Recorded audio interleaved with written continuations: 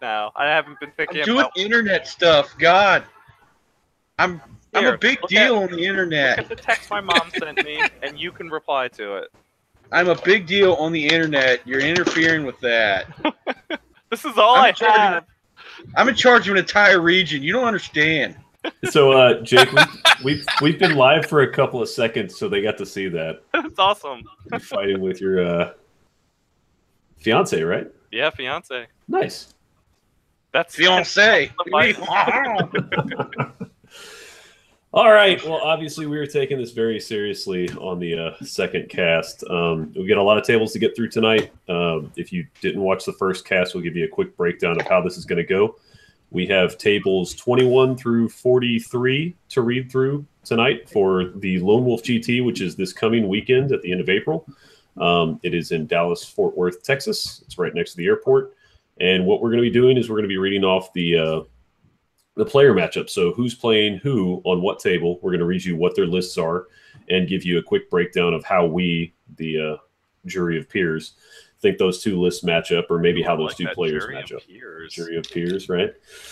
God, I've been fucking busy all day. So I'm just going to go around. We'll round robin it. We'll start with Billy. You're up first, man. Tell us a little bit about yourself and what you're doing. Well, I'm Billy Smith. I'm a Blue City brawler. I'm terrible at Kings of War. I'm currently in my grandmother-in-law's house on vacation. In San Antonio, right? Yes. How was the fiesta? You look good. It was a lot of fun. I had chicken on a stick, which is way different than it is in Memphis. Way different. So, pretty exciting. Nice. Jake, let's hear from you. All right. I'm Jake Hutton. I am the Mid-Atlantic Regional Rep for the Masters. I'm also one of the hosts for the Unplugged Radio podcast. And I'm pretty active on the tournament scene, especially on the East Coast. Sounds good. Look who popped in just in time. Ryan, let's go to you. Tell us who you are. We and what live? you're doing. Am I there? Yeah, we're live. Yeah. Hi, my name's Ryan. I'm never on time for anything. I drink lots of beer, and apparently I know crap about Kings of War, although it's a vicious lie. I do the Beer Face podcast, and I am a not shitty painter. I'll agree to that. So we got a little side boob action over there. Jesse, you want to give us Oh, it's old ass t-shirt. Don't hate. Woohoo! Peekaboo! Jesse, tell us about yourself. Come on, man. Y'all know me, still same old G, but I've been low key. You know, if you watch Mastercrafted, you know who I am. If you've seen a couple matchups lately, you know me. I'm Jesse. Hopefully win in sports because I can't win paint because I have the patience of a 5-year-old, and I don't win battle because I can be nice or I can win. I can't do both. Do one or the other. Todd, you're going to round us out. Yeah, Todd Zerberko. I am the TO of Capital City Clash down here in Austin, and I'm one of the admins on the Fanatics. Yeah, probably seen me around, I'm sure. Cool. All right, and I will not forget this time. I am Mark Cox. I'm the TO of Lone Wolf, so we'll be kind of monitoring through this process. And the most important phase is the beer phase. I'll kick this off because I've got one at hand. This is a beer called Pluff Mud. It is a porter from Holy City Brewing in South Carolina. So thank you, Lynn and Roy. It's actually really good. Who else has got something? I am drinking a 903 Milk and Honey.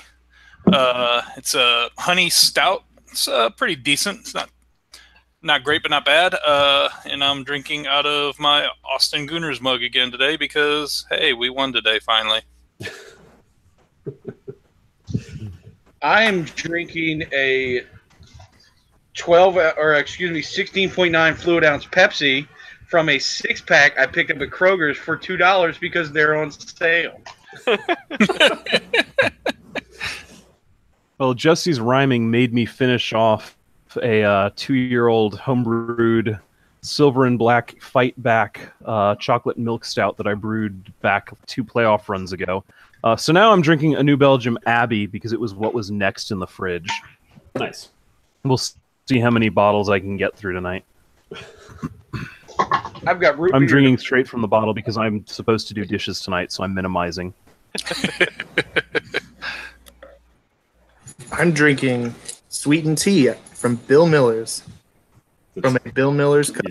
It's just sweet tea. Best fucking sweet tea. Best fucking sweet tea in the city right It there, is very Billy. good. I'm not a sweet I'm tea. right there with you. Oh God! The fact that you visited Texas and you went to Bill Miller's is hurting me right now. Oh Jesus So, Christ! hold Todd's on. gonna get Bill on his Miller- fucking soapbox. We are making a trek Taco Bell to is Lockhart Mexican food, to except eat at better. Smitty's. So, back off. Is that okay, Todd? Is it okay if he Down goes the to street. Smitty's, or are you gonna? Smitty's is Here, all Billy, right. Oh, okay.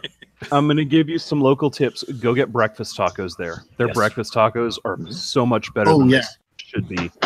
At Bill Miller's? Bill Miller breakfast tacos Oh, yeah. are the best. I like tacos. Much better than anything they have in Austin. The wife was Our like, let's go to the fast store food and get some tacos are food better than cooked. Austin. And I was like, It's gonna it's trigger. 7:30. Like, it's going to be 9 p.m. by the time we get home and cooked. I was like, we're not doing that. And I said, look, we can go get Bill Miller's. Grandmother-in-law wanted to get pizza, and I was like, yes, they deliver. Perfect, but it's okay. It's all right. I've got Ranger Creek Sunday morning coming down, waiting in the fridge upstairs. that's Oh, such that good is a beer. fantastic I got beer. a couple of cans of that downstairs. Hashtag drink local. Jake, Second are you microbrewery drinking that started Arizona in San Sweet? Antonio. I'm Jake's got a beer. I'm drinking an Angry Orchard pear Okay, close flavor enough. because it was That's in fine. our fridge, and I opened it with my fiance's very special Sailor Moon bottle opener. That is the appropriate thing to open that type of cider with. All right, good beer face. Let's jump into it. Let's go to table. What are we doing? Table 21 today? Yeah, let's make sure. Yep. Yeah, Yep. table 21. So we've got Dan Kamek versus Tim Gleese. Jesse, you've got Dan's list. Todd, you've got Tim's list. Yep. Dan Kamek, Dan the man from that's right, Blue City Brawlers. He's playing the herd. He's playing. Let's see. He's got a regiment of Spirit Walkers, a regiment of Tribal Longhorns, 2 hordes of Lycans, as you do. 1 with Brew of Strength, 1 with Blessing of the Gods. 3 troops of Beast Pack, 2 hordes of Stampedes, as you do. 1 Great Totem, 1 Great Chieftain on Chariot with the Catalipper, and we've got 2 Shamans, both upgraded with Heal 5, and a Lycan Alpha with the Blade of Slash 8. Pretty All decent. And Tim is running goblins. He's bringing 2 hordes of trolls, 2 troops of the Maw Beast packs. He has 2 regiments of Fleabag Riders, 1 with Haste and 1 with Pathfinder. A horde of Fleabag Riders with Brew of Strength. 2 big Rocks Throwers. 2 Kings on Chariot, 1 with Blade of the Beast Slayer. A Flagot mounted with Banner of the Griffin. A mounted Wizard with Banechant and Inspiring. 2 Mincers. 2 Giants. And the Voracious Maw Beast formation. What does that do? That's +1 to Waver and Route Nerve, and the Fleabag Riders get Strider for the for all the Fleabags, I think. 1 Damn. horde and 2 regiments. Ironically, does nothing for Maulbeast. Yeah, no, just the horde of Fleabags get Strider. Oh, just the horde? Yeah. That's still pretty good. Yeah, that is interesting. Oh, that's right, it is just the horde. For the horde! All right, who wants to lead us off? What are your thoughts? I'll go. So Dan's one of our local guys. He's arguably one of our best players as well, and he plays his herd list really well. But I know for a fact that he's never beaten goblins, and he says this all the time. But still got to go with my man Dan. However, I love this goblin list. It's very similar to what I would have done, except with more stuff. I mean, it's like more of the things that are good in it than what I run with. But man, I got to go with Dan because Dan's amazing. But this will be a fun game. Dan's a really great dude to play against.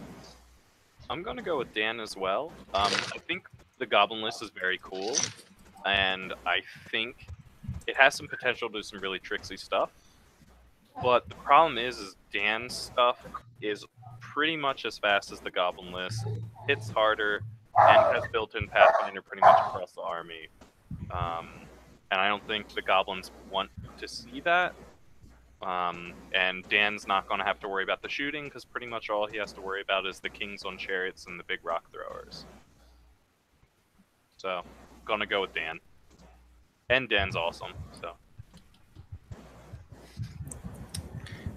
You know, I think I'm going to go with Tim on this. This is a very different Goblin list than I've ever seen.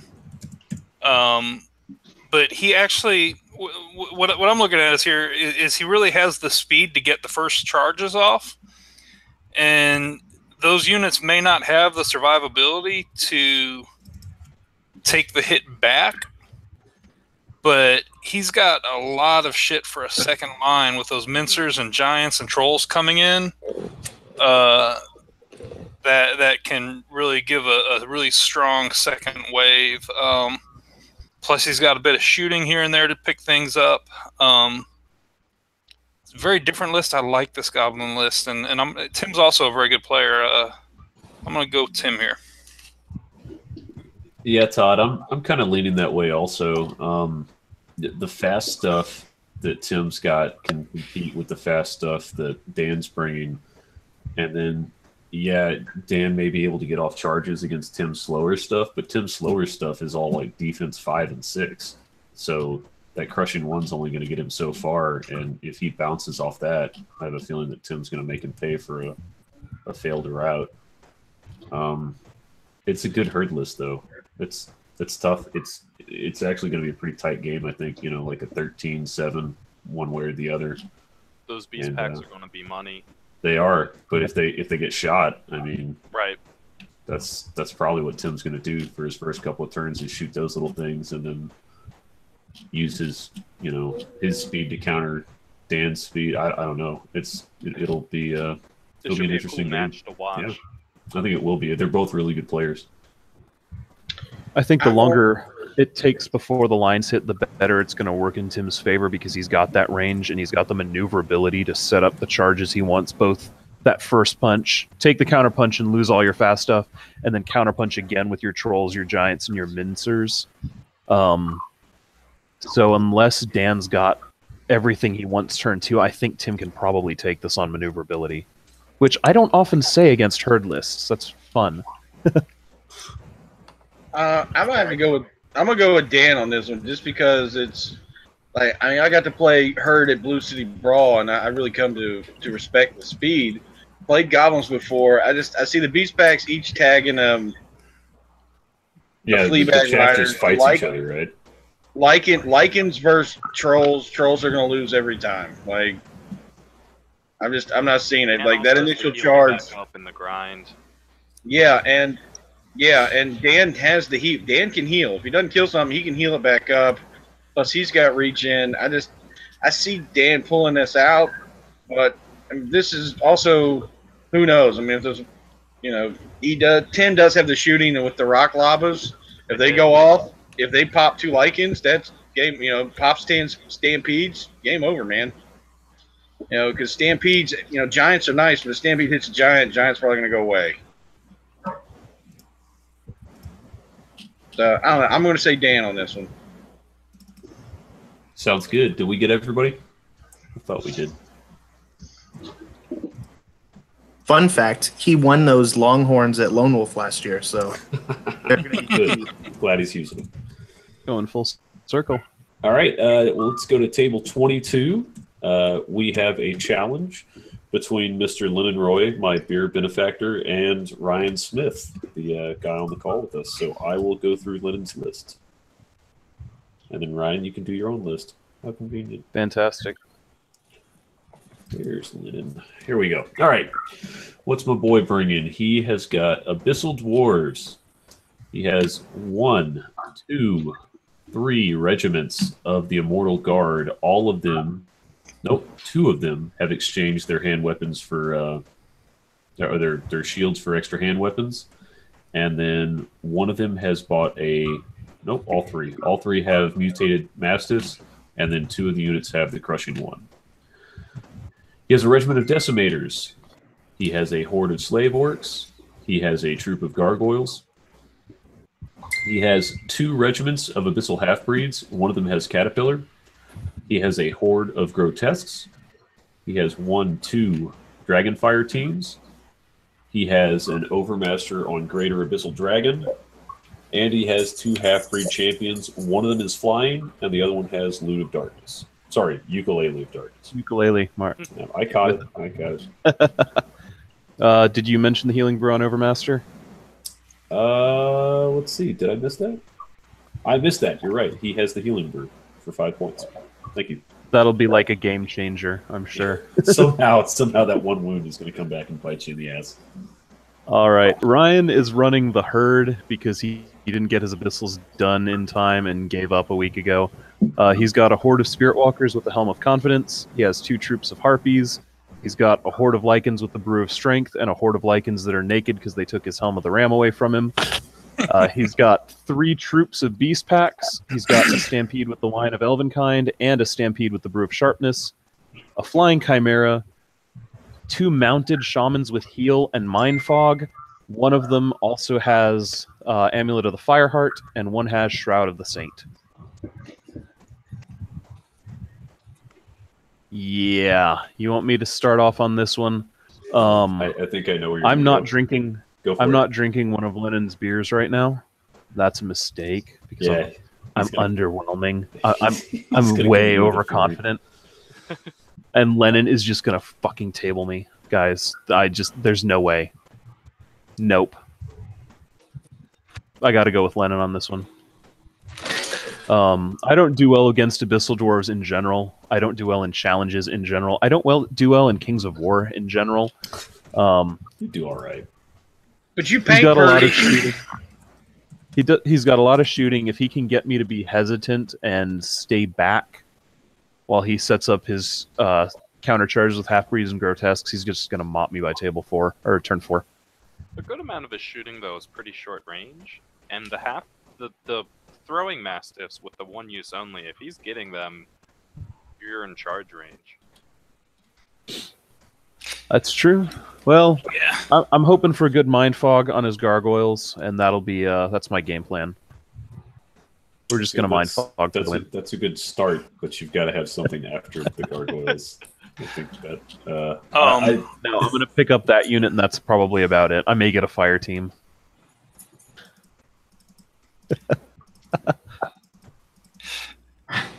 No, everyone else. So, despite Ryan's apocalyptic prediction, I'm actually going to go with the herd list on this. The Abyssal Dwarf list has some stuff I really like, but like the Wings of the Honey Maze on the half the Throwing Mastiffs, a couple of things here and there which are kind of cool, I think is another unit's worth of points being spent. And I don't think there's enough staying power in the Abyssal Dwarf list to counter. I mean, Stampede's just steamroller everything in the list, and you can try to ping them with a character, but even if you hit the Stampede with the character dies next turn if you don't have a follow-up punch. Yeah, I'm going with the herd. Despite Ryan, yeah, the Ryan did not give me confidence in my vote. Ryan talks down about his abilities, but he knows what he's doing on the table. And it's very that's close a really to my strong list at herd Masters, list. and it got bottlenecked pretty well. So I got confidence in Lennon's generalship too. Ryan, Misplaced, maybe. you have more chaff, you have more speed. Those mounted shamans with heal and the shroud are going to keep things up. It's that herd list winning. Yeah, I might have to go with the herd list just because. If you don't know, I'm the Oracle of the Mid-Atlantic, so I got the most right. So I'm feeling it. I'm feeling it. That I feel it's your time, Ryan. It's your time. You're gonna have a party army and a stampede. I don't know. Maybe it's just stompy elephants, or I don't know. But it makes me giggle. So yeah, I sadly do not have a Stomp the Elephant to show what will happen. But, yeah. Do I not have an elephant? Oh, wait, I do. I'm And then gonna grab one of your Abyssal Dwarf units and just stomp it. I'm gonna agree with Ryan. I think Lennon's gonna pick this up. I think those decimators are eventually gonna start shooting stuff, and if Ryan can't get on top of them quick enough, that's gonna be part of his downfall. Because he's got low defense most across the board. Let's see, we've got Jesse. I'm gonna have to go Ryan, mostly because I'm riding with Ryan up to Lonewolf, and I'd hate for him to leave me in Dallas. I won't do that. And 2, Lennon has never offered to get me coffee when we go to GTs. He comes to get coffee for himself, and forgive me, never even asks, "Hey Billy, would you like a coffee?" I drink terrible hotel coffee every single time, so I hope you lose, Lennon. Sounds like a challenge right there. All right. I would have challenged. Here's him, what's really going to happen. Lennon's going to try and get me to go running with him Saturday morning, and then he's going to kill me in my misery. We're just going to do 5 miles. I can do 5 yards. 5 blocks. It's a. You have again, Mark. You have more confidence in me than I do. You can do that. Alrighty, so we've got that one. Looks like a lot of people think Ryan's going to win, except for Ryan. And you. Beer on And it. me, I bet we and can me. make it a certainty. Let's go with table 23. We've got Mr. Clint Tinnell versus Mike Dieter. Ouch. And Billy, you've got Clint's list, and Jake, you've got Mike's. Okay, so Clint is bringing ogres. He has 2 regiments. Yeah, 2 regiments of red goblins. And if I'm reading this right, 3 legions of warriors. Yep. You're reading that right.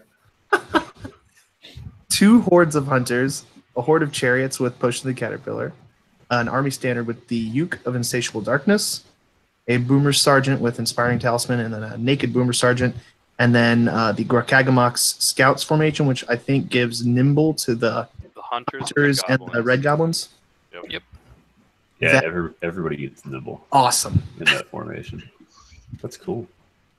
And then we've got Mike Dieter, who is using elves.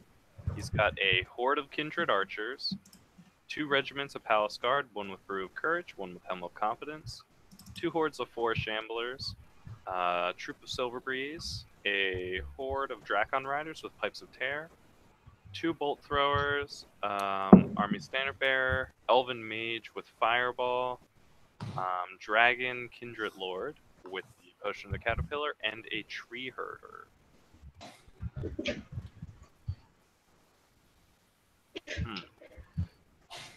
I think the ogreless steamrolls. I don't know. 3 legions is pretty scary, and I don't see a lot in this elf list that. His only hope is getting those Dracons in the flank. Right, or Yeah. the Dragon Lord in the flank or the rear could help. Some lucky shots with the ballistas comboed with the archers might be able to do some stuff, but the hunters are going to be maneuverable. They're going to be really tough to move. The warriors are just going to be a really tough. I mean, there's 3 legions of them, and then the horde of chariots is just that big punch coming that you have to deal with. 3 legions and the chariots. God damn. Right. Yeah, you can't kill I them. love his list. It's so awesome. It's more punchy than mine. I love it. And a lot of people think, man, those red goblins, those regiments, they can walk around and keep shooting. Yeah, they're still hitting on 5s, but they can just walk around and just daka all they want because they're nimble. Right. Yeah, I'm giving it to Clint. I'm Team Clint here, too. That list is stupid and great. Yeah, I mean, I think there's going to be matchups in this event where this ogre list will struggle a bit. It's only 11 drops. There's not really chaff. But everything scores in it too, though, right? Yeah, but that's so much punch, and yeah, it's just it's going to steamroll here. I mean, because what, 36 dice? Madre Dios. What is that? You should hit with 24, and then what, 6 of that? I mean, a tree herder, he can kill probably tree herder in 2 turns. I mean, with punching with legions. Yep. The hunters, like the Draken Riders, like. I mean, honestly, it's just I'm gonna put my warriors in front. My red goblins and hunters are gonna hang around on the sides, and whatever you try to be cute and flank, I'm gonna punch you to death with the chariots. Suck it. The end. And that is my prediction. Go ogres, because this excites me. So Mike, and the boomer sergeant is just like blah, blah, screw it, or they have to jump up and punch something. Mike doesn't get to play a whole lot, and this is probably a list that he crafted last year, and he's made little tweaks to it here and there. Probably hasn't got to test it a whole lot. He's definitely never seen anything like this ogre list. I mean, he's played ogres a couple of times, but never played like that list. His best bet is hoping that there's enough terrain on the board where he can bottleneck that legion or those multiple legions and try and get through this. But I agree with you guys. I think Clint's gonna smack Mike pretty hard Saturday morning. So get ready, Mike. You get a beer on me. How about that? Because it's not gonna be pretty. With some potential combo charges and some crafty elf shenanigans, there's some chance there, but the ogres just have so much brutal strength just to punch through. Yep. I mean, he might be able to dance away long enough, but eventually, those legions are so wide they can Easter egg you into a corner. So unless you're flying, like his flying stuff will get away, but his cav unit's not going to be able to. You've got this, Silver Breeze Cav. You got this. Earn that gold. Dance, you beautiful elves. Dance. Cute and dance. Ryan, No. Yeah, didn't think so. There's nothing I can add to this. Clint can just deploy and cover, 4 feet with the footprints of his units? Pretty close. Pretty goddamn close. Pretty close to it.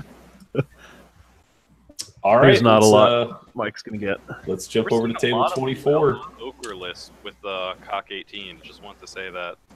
Yep. It's pretty good. Let's go to table 24. We've got Dan Anderson versus Scott Hakala. And Jesse, you've got Dan's list, and Todd, you have Scott's list. Sorry, I blanked. I've just been staring at 3 legions. I'm literally I'm sitting here making a list. I'm like, how many legions can I fit? So I'm bad at casting. It's all right, man. I mean, I've tried the legions. I can't do it because I'm fat and stupid. But God, I just want to see somebody make it work. He might be the guy to do it. Clint's a pretty smart guy. Yay, Clint! You're fighting my stead. You shall be the ogre champion we need. Jesse, you just need to go up to his table and go, what a rush! Legion of Doom style. Big, puffy, spiky short pads. So, Daniel Anderson rocking the Forces of the Abyss. 2 troops of Flame Bears. Burrs. Lower Abyssal, a Horde. 2 regiment of Succubi. A regiment of Molochs. I don't know what they're called.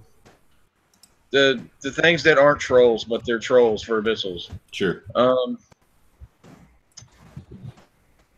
Computer forgot how to scroll. A regiment of Tortured Souls. Sorry, reading's hard. Regiment of Abyssal Horsemen with the Catalypper Potion. Abyssal Harbinger. 2 of Freaks, 1 with the Boot of Levitation. Abyssal Temptress with the Bane Chant upgrade. Archfiend of the Abyss with Wings and Lightning Bolt. And Croneus, as I've heard him called. Pretty solid little list. So Scott is running Twilight Kin. He's bringing a horde of crossbows with piercing, 2 troops of gargoyles, a horde of abyssal riders with brew of haste, 3 hordes of chariots, 1 with the caterpillar, a dark avenger on a horse, 2 priestesses mounted. 1 has Bane Chant, Veil of Shadows, and Inspiring. The second one has Bane Chant, Veil of Shadows, and Fireheart. Standard Bearer with the Diadem. Basusu. A troop of the upgraded Basusu's Gargoyles. And an allied horde of fiends from the Night Stalkers. And that is Scott's list. Yep. You don't see the Basusu upgraded gargoyles frequently. Mm-mm. What does that do to them? I forget. 20 points, and it gives them crushing. Crush one. Okay. They're a better nerve too, right? Yeah, no, never forget. Easy Army has that mistaken. They Oh, are okay. still the lower nerve. So they are the 8-10. Oh, Yeah. they're 8-10. Not that Wah, that's huge, wah. but it's a thing. Cool. So what do you guys think?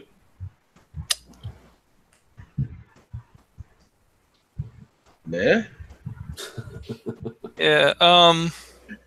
I mean, Scott. list on list, I can see it either way. Really, they both have things they do. Well, no, I can't. Scott's a really good player. He's got the speed here. He's got a ton of Scott. He's got a fuck ton of Yeah. shooting. Yeah. Yep. And a ton of speed to go with it. And Basusu. I mean, those Afrits and Cronius are going to be picking stuff up too, but not Sure. fast enough. Cronius might die right off the bat, though. Yeah, and the problem is, with those Freed and Cronius, it's going to be they got to get close to shoot. The Kin are just going to be like Daka, pick it up, pick it up. Yeah, this is Scott all day long. Yep, I gotta go with Scott, too. I don't think it's a bad Abyssal list. Oh, and yeah, the Scott has 2 High Priestess with Veil of Shadows, so whatever he thinks in danger, I'm like, stealth, there you go. Yep, good Yep, catch. take that extra -1. And then Susie Boo there, the vial, as you do, it'll just whatever's like, oh, that's mildly, yeah, but Susu can chase around a Freeds. Or chase around the Archfiend, like, He's yeah. got so much speed, anytime the Freets get within shoot, they're either getting Abyssal Riders, Fiends, Basusu, or maybe even a Dark Scythe Horde in the face. Yeah, and I'm like, I'm not crapping on Dan's list or anything. I mean, it's a good list. It's like you got the matchup he doesn't want to see. It does what he does faster. A little better. Yeah, a little faster, Yep. a little better. Todd, do you know Dan? Because he's down there by you. Yeah, he's another of the newer guys that we've picked up. Okay. So I mean, I think this is gonna. I This will think be this might be eye-opening his for him. first GT. And Scott's a solid player. So Yeah, I gotta echo what other people have said. I've looked at the lists and like Dan's isn't a bad list. It's just Scott does everything Dan has better. Yep. Not that you can sleep on those Afrits, the Cronius, and the Archfiend, because I think those are all going to kind of run together. But you got Basusu that can pop over there and start tagging stuff and shutting down shooting. So Yep. yeah. Sorry, Dan. Hopefully you have fun the next round. Not You'll this probably one. play me. Yeah, you get to play Billy or Ryan.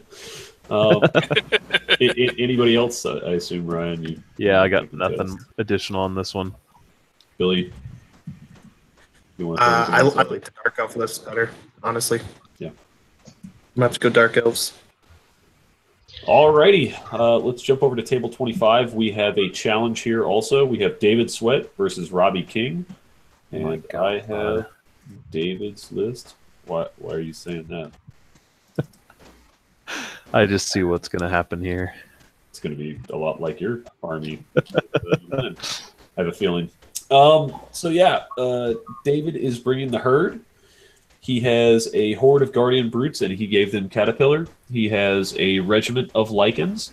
He has 2 hordes of Lycans. He has 2 Beast Pack troops. He has 2 hordes of Stampede. He has a Brutox. He has a Shaman with heal 5. He's got it mounted, and he's got Shroud of the Saint. Good pick up there, buddy. That's an awesome healer. And then he's got another Shaman, heal 5 on that one also, and mounted. And then he has his Lycan Alpha with Beast Slayer. Ryan, do you know if he finished painting this army? Because I know he's been I doing do a lot of work not on it. know. Okay. Because I know this is almost exactly what he ran with me at Bayou last year, and he was working on the paint then. They were really cool models, so I'm looking forward to it. I know he's picked up a cool little Medusa model for his Brutox that I can't wait to see in person. One of the Arena Rex ones. Cool. So what's Robbie running? Yeah, on the other side, he's going to have Robbie King, always a good game. 3 regiments of Palace Guard, a troop of kindred glade stalkers, a regiment of stormwind cavalry, 2 hordes of Drakon riders, 2 regiments of war chariots, 2 bolt throwers, 3 army standard bearers on horses, and a dragon kindred lord. No magic items in the list that I'm seeing at all. There aren't Nice. any. Just units all the way. The war chariots are regiments, not hordes. This is an interesting matchup. It's not a crazy good elf list. No. Actually, as someone who faces elves a lot, I'm not crazy about this elf list. And I think Dave's herd list is pretty fine-tuned. The heal's going to give, I think, Robbie some problems. The elf list doesn't have enough shooting to give Dave enough problems back. Drakons will be good, because Drakons are always good. But I like the herd list quite a bit, especially in this matchup. So I'm going Dave. Yeah, where I'm torn up is list on list. I mean, I don't hate Robbie's list, but I don't love it. And this is a really strong herd list. List on list, I mean, David's got it all day long. But then David's not exactly someone who's going to be a top table late in the GT kind of guy. And Robbie has been. I know Robbie hasn't been playing a lot lately, but you take the player aspect in, and it goes hard the other direction. But, you know, coming back to this list, I just can't see this herd list not going through those elves. So I'm going to give David a win here. I think if David, I mean, almost all David has to do is play against the Drakon riders, and if he does that, he should be able to take anything else Robbie's list could throw at him. I'm going through the same thing you're going through here, Todd. Like I'm going back and forth on the lists and then the players, and I think it's going to end up being like a 12-8, just because you got those 2 factors going into it. I'm going to go Robbie with the 12. It'll be a fun table. These are both guys. Yeah, dude, it'll be a great table. I keep flipping back and forth. Like Jake, I played against elves a lot. I played against herd a bunch, and it's just, I don't know. It's like I can see either way this going. Like, it's one of those deals, like I'm looking at the list, and I know how I'd play it. Like the Dragon Kindred Lord, I'd jump around with breath before I'd punch anything. And it, you know, I don't know. I think, honestly, this one's going to be tough. It's going to come down to terrain, because if there's a lot of, like, woods and stuff for the herd to hide in, you know, the Lycans can sit in the woods and wait for the Lycans to come hit them, or wait for the Draken Riders to hit the Lycans, because then Draken Riders hitting on 4s with only crushing 1. I'm going to say Robbie, but, yeah, if the terrain's pretty decent, then Dave could probably pull it out. I mean, unless Robbie's doing some stuff I'm not seeing, which, you know, that ain't saying much. Just like saying you're faster than me. Yeah, I might go Robbie on this one, and who knows? It depends how many shots Robbie gives Dave. Dave could just start turning everything backwards. We don't know. Like, that was a good charge. Take a shot. Like, oh hell. I think in this one, if David staggers his forces so that those Drakons and the Dragon Kindred Lord don't really have a way to get behind him, and he can do that with aiming the Lycan Alpha too, because that Lycan Alpha with a Beast Slayer is just going to chew through those flyers. It's true. If he does staggered deployment, he should be able to get Robbie to charge where he wants him, and then mop up with Stampede. And any sort of terrain at all is going to just completely mess Robbie up, whereas Dave doesn't have the same problem. Yeah. Which is huge. Yeah, the only thing in Dave's that cares is that Guardian Brutes. They have Pathfinder, don't they? They bought Pathfinder, yeah. Oh, that's right. Paid for it. I missed that. Yeah, I'm going to give the nod to David on this one. Cool. Billy, what are your thoughts? I've already voted for 2 herd lists so far, so I think I'm gonna have to go Robbie. You just herd is awesome. It is awesome. Actually, I have an idea for several herd lists. They won't be It good. involves unicorns and ponies. Yeah, But no, I think Robbie's good, right? You got Paragon. Robbie's pretty good. Alrighty, let's jump over to table 26. We have Grant Johnson versus Jose Vega. And Billy, you've got Grant's list. And Jake's got Jose. Okay, Grant is bringing the Brotherhood. He has 3 regiments of Villain. How's that pronounced officially? Plowshares. Yep. There you go. That's cute. He's got 3 regiments of Plowshares, a horde of Martyrs with the Brew of Courage, 2 regiments of Order of the Brotherhood. Those are the mounted kinds? Yes, they are. Yeah, they're mounted. 3 regiments of the Order of Redemption, 1 with Caterpillar, 1 with Blessing of the Gods, 1 with Chant of Hate. He has 2 Forsaken Beasts, both with Breath Attack 10 and Ensnare, an Exemplar of the Brotherhood on a horse, and an Adjutant on a Barded horse with the Loot, and the Undaunted Crusaders formation, which, if I'm not mistaken, gives Order of the Brotherhood, Pathfinder, and then one of these characters, Bane Chant. Correct. So both characters will be able to Bane Chant. Exemplars. Yep. Very cool. I like this list. And then Jose is using Forces of Nature. He's got a Naiad and Snare Horde, 2 hordes of Earth Elementals, 2 regiments of Centaur Bray Striders, a horde of Naiad Worm Riders with the Chant of Hate, 2 Dryads, 2 Druids with both with Bane Chant. 1 has Surge, and the other has the Shroud of Saint and is mounted. A Winged Unicorn with Lightning Bolt, Banner of the Griffin. 2 Beasts of Nature, both with Lightning Bolt, Fly, Speed 10, Vicious, and increasing the attacks to 7. And then a Greater Fire Elemental.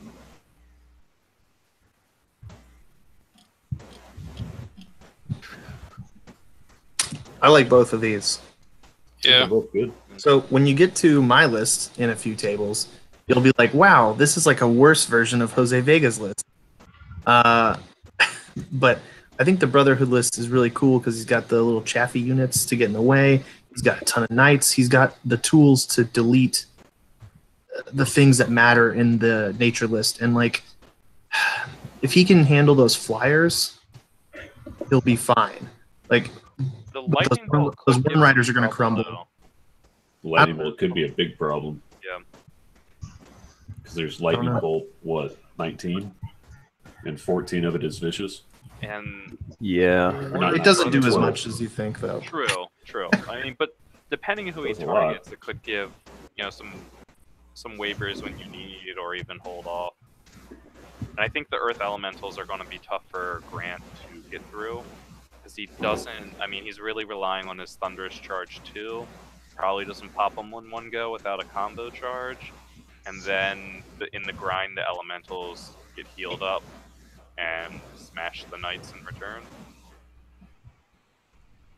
It's not a lot of heal, though. I mean, it's Not a healing ton, no. 7. I think it's enough to let you. But that's win enough for grind, though. defense 6, right? Yeah. Picking a few wounds back up.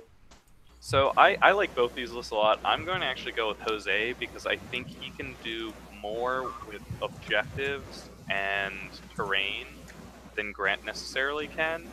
And even though Grant's got a ton of maneuverability, especially with the 5 units of knights going on, Jose I don't think is as worried about that because he has enough maneuverability to check it, and then being able to use the terrain, I think will work well.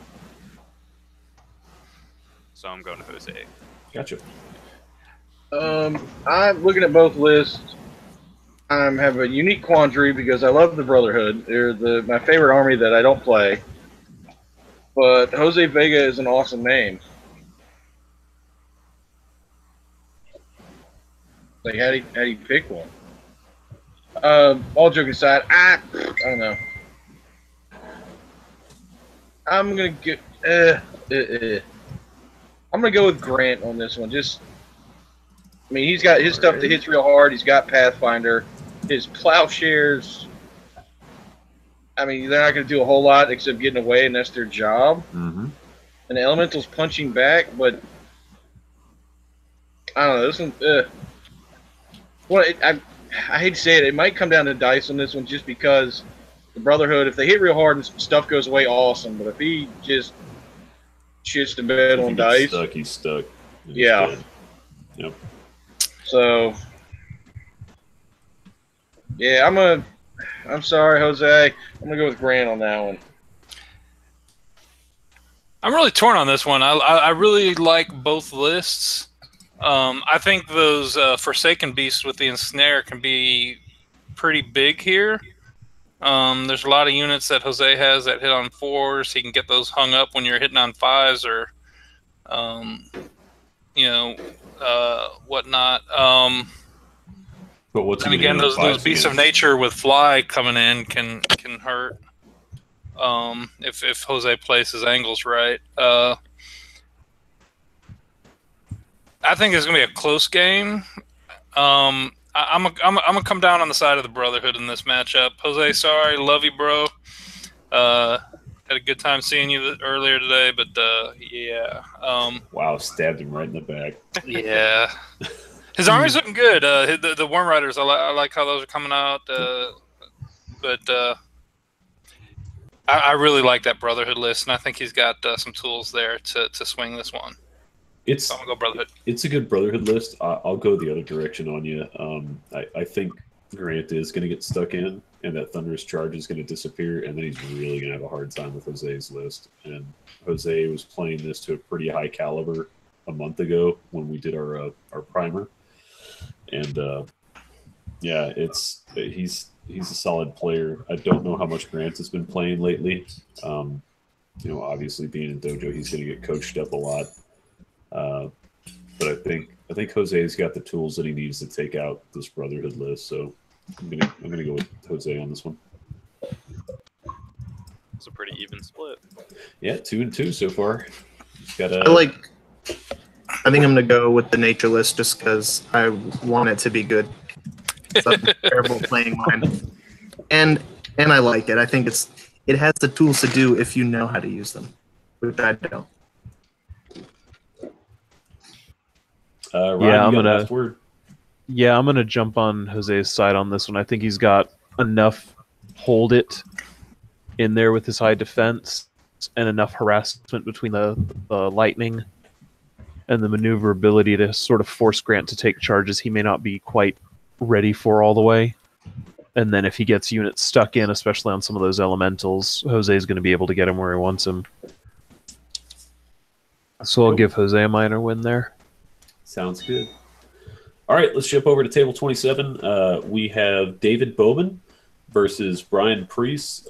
Neither one of these players have turned in a list, so we don't really know how they're going to end up playing. But if I had dollars to donuts, I'd probably go with David on this one.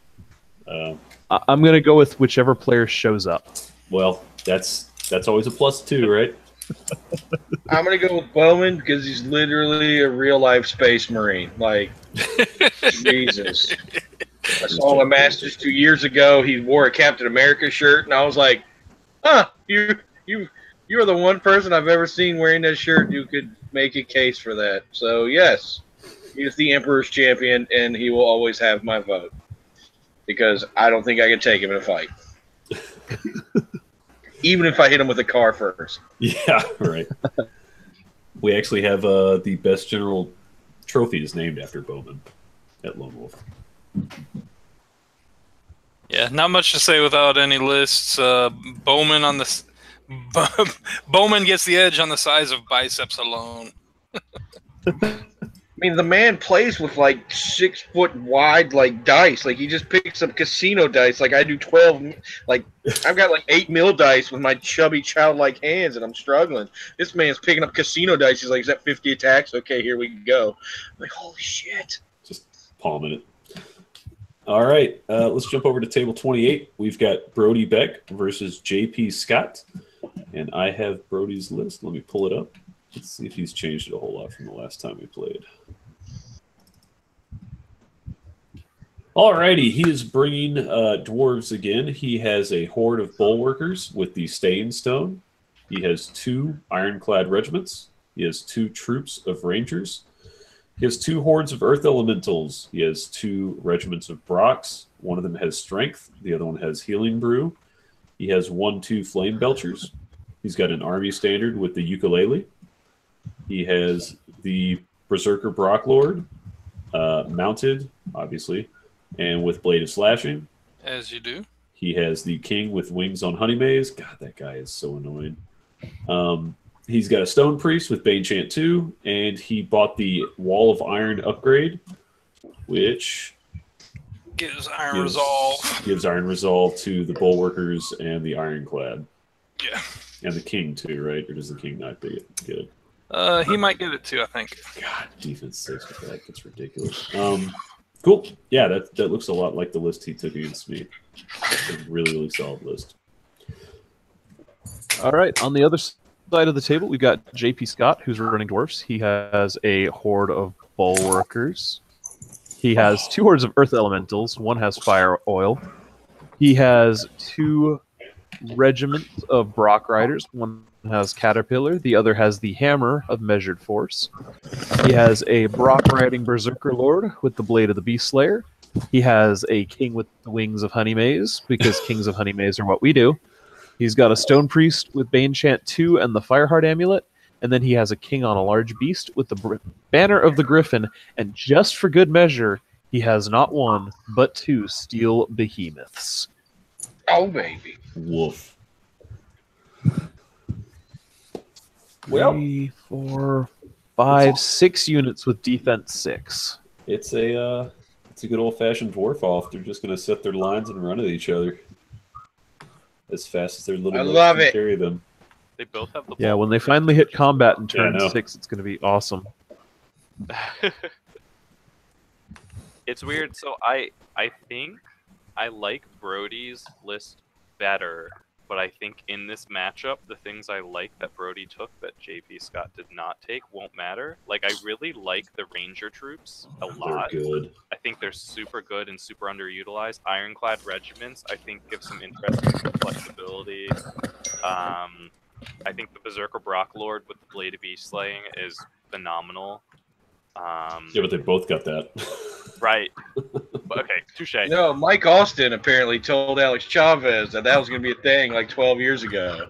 The flamethrower teams for Brody, I think, are also really good, but they won't matter against JP. Exactly. So, like, there's all these things, like, I think having Chaff with the Rangers could make a difference, but neither of these lists, I think, pop most of the opposing units in one go, no matter what. Well, I'll tell you, those Flame Belchers can pay off for Brody if he uses them like I used my weapon teams against Brody when we played, and he should recall what happened with the Steel those. Behemoths will be money for JP and the. That's true. Those are going to be. Yeah. I'm going to give it to JP because I think the Steel Behemoths are going to give him the edge once the lines start colliding, and it gives him just a little bit more tough reach out and do something. But if you ask me which list I want to play, I'd rather play Brody's list overall throughout the event. Yeah, I agree with what you're saying there, Jake. I'd prefer Brody's list if I had to play one. But I played JP at the event at the primer down in San Antonio. And I think those Steel Behemoths are gonna be pretty bit money here, and JP's also a lot more experienced player, I think, and so I'll give him advantage there as well. So it's an interesting high defense kind of mirror match here, but I'm gonna give JP the edge. I'm gonna go JP because I like giant stompy robots, and they have Strider. So yeah, that's what we're going with. Damn it. Jesse just took the last little bit I could contribute, which is go big gribbly monsters. Damn you so much, Jesse. I got the nod to JP in this one. Nothing in his army is going to want to die. And Brody's got great stuff for picking off chaff units, and JP's answer is, haha, no chaff. I'm going to go with Brody on this one. I know that in the list-on-list matchup, Brody's actually a little disadvantaged. But I've seen that formation with with that Wall of Iron stuff, and that freaking Iron Resolve is so money. God, there's going to be so much speed on that table. How are they going to deal with it? Yeah, I know, right? I have a hard time seeing them like not capitalize on that Iron Resolve, and I don't know if that swings the game, but I think if something will, that'll be part of it. So I'm gonna edge for Brody on this. He did some really impressive things when we played that I thought were like right at that precipice of, oh shit, he knows exactly what he's doing to me. So I also prefer Brody. nice. Bonus, no matter what happens, dwarfs will win. But they'll also lose. Hey, But dwarves will also lose. So I think what I'm hearing is we need a draw so that Yes. neither one wins. Nobody wins. Yay! All right. It actually, honestly, those two lists, it could very easily be a draw. Cool. Let's jump over to table 29. I'm sorry, Billy. We have a very, very, very kick-ass challenge. We've got Billy Smith oh, I've got mine. Thank you, though. versus, yeah, you may want to pull your list out there, buddy. Versus Brian Broder. I don't know if I said that right. I probably didn't. He'll correct me later. But y'all had a pretty epic challenge on the old Facebookers, complete with pictures and everything. We more or less was just like, hey, do you want to play? We've been talking a lot on After Dark. And he's like, sure. And I said, yeah, I'll just post something up. And then he was like, this is stupid. And then posted the most amazing epic challenge ever. It was fucking great. Who's reading what? Yeah, epic, Epic challenges are great, but cases of beer are better as far as challenges go. Yeah, it always does. Yeah, Billy, you read your list, and I got Brian's. Yeah. So I am bringing a horde of Naiad ensnarers with the Dragon Shard Shield, 3 regiments of Forest Shamblers, 2 regiments of Bray Striders, a horde of Worm Riders with Brew of Strength, a Centaur Chieftess with a bow and Banner of the Griffin, a Druid mounted with the Aura of Heroism, 2 Winged Unicorns with Lightning Bolts, and 2 Beasts of Nature with the Lightning Bolt, Fly, and Vicious upgrades. Right. And then Brian is using ogres. He's got 2 hordes of warriors, a horde of siege breakers with the Brew of Haste, 2 troops of the Red Goblin Scouts, which are the mounted dudes. Yep. 2 regiments of chariots. I like the chariot regiments a lot. The Warlord mounted on a chariot with the Banner of the Griffin. 2 army standards. A Red Goblin Bigot on Fleabag. Graka Gamak. 2 giants. Ooh. And the Hell on Wheels formation, which boosts the chariot's nerve by 1 and gives the Warlord and additional rallying, so he'll be rallying 2, which is pretty sweet. Damn Skippy. Oof. So this is, Billy's tight maneuverability, whether or not he can, do some different damage here and there and poke and prod and get the right charges, versus Brian who just wants to run up and punch you in the face. At least Brian doesn't have 3 legions. Yeah.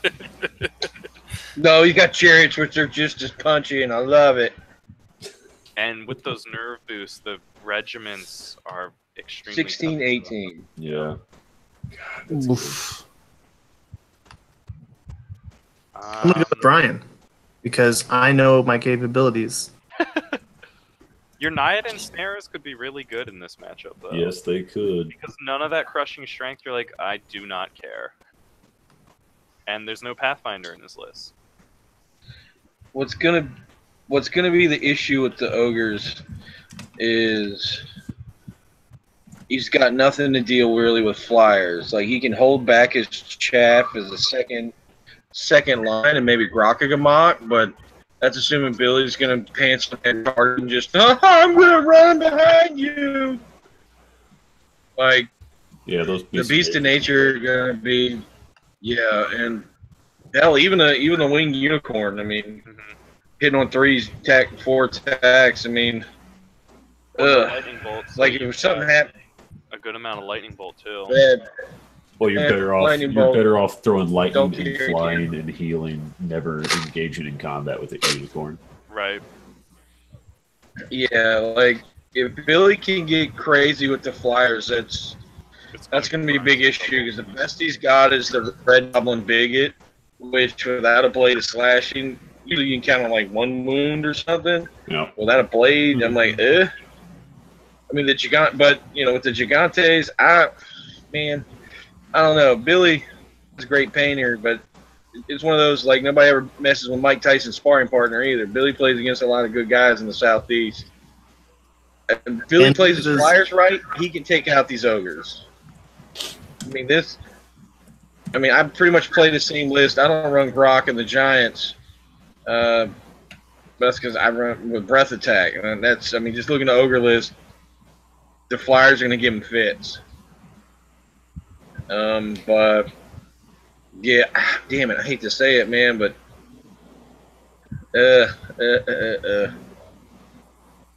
I'm gonna go with Billy on this one. Woo! I'm going to give Billy the nod too because I think my car going up is going to get 2 wins round 1, and I don't think I'm going to be one of them. So with 3 people in the car, that means Billy's got to pull his weight. Yeah, it's a good ogre list. Everybody's already said it. Trouble here. Billy plays against a lot of top competition. Just not well.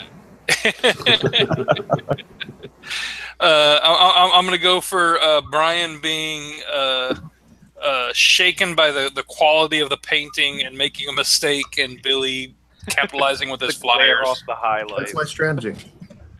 Threaten to drop your display board on him.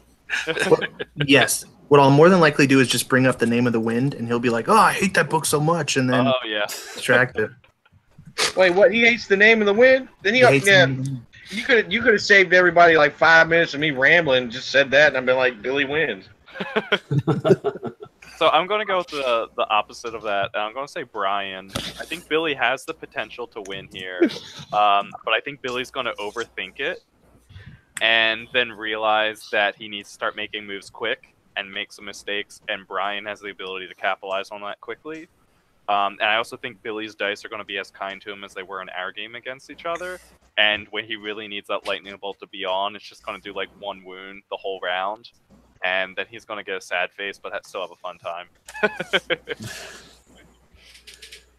I am going to go with Brian.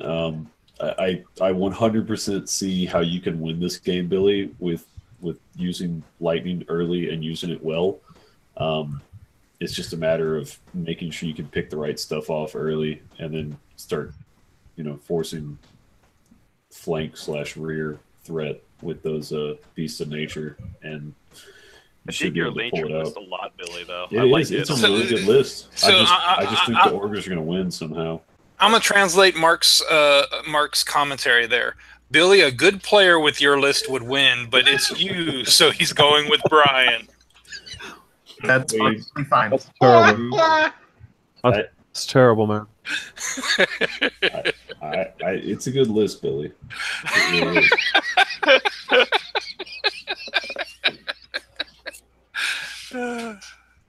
Todd's The putting good news words in my is mouth. either guy can win at this table, and it'd be like, Oh, yeah, yeah. go that guy. That'll be awesome. So. All right. So now that Billy hates me, we'll go to table 30. We've got this might be one of the best tactical games in the first round. We've got Aaron Chapman versus Jeff Daniels. 2 very, very top-notch players, very smart players. If one of them can stay sober. And I get to read Aaron's list. I'm an Aaron fan. You get Aaron's list. Todd, you get Jeff's list. He beat George. I will forever love Aaron. But he didn't 20 him.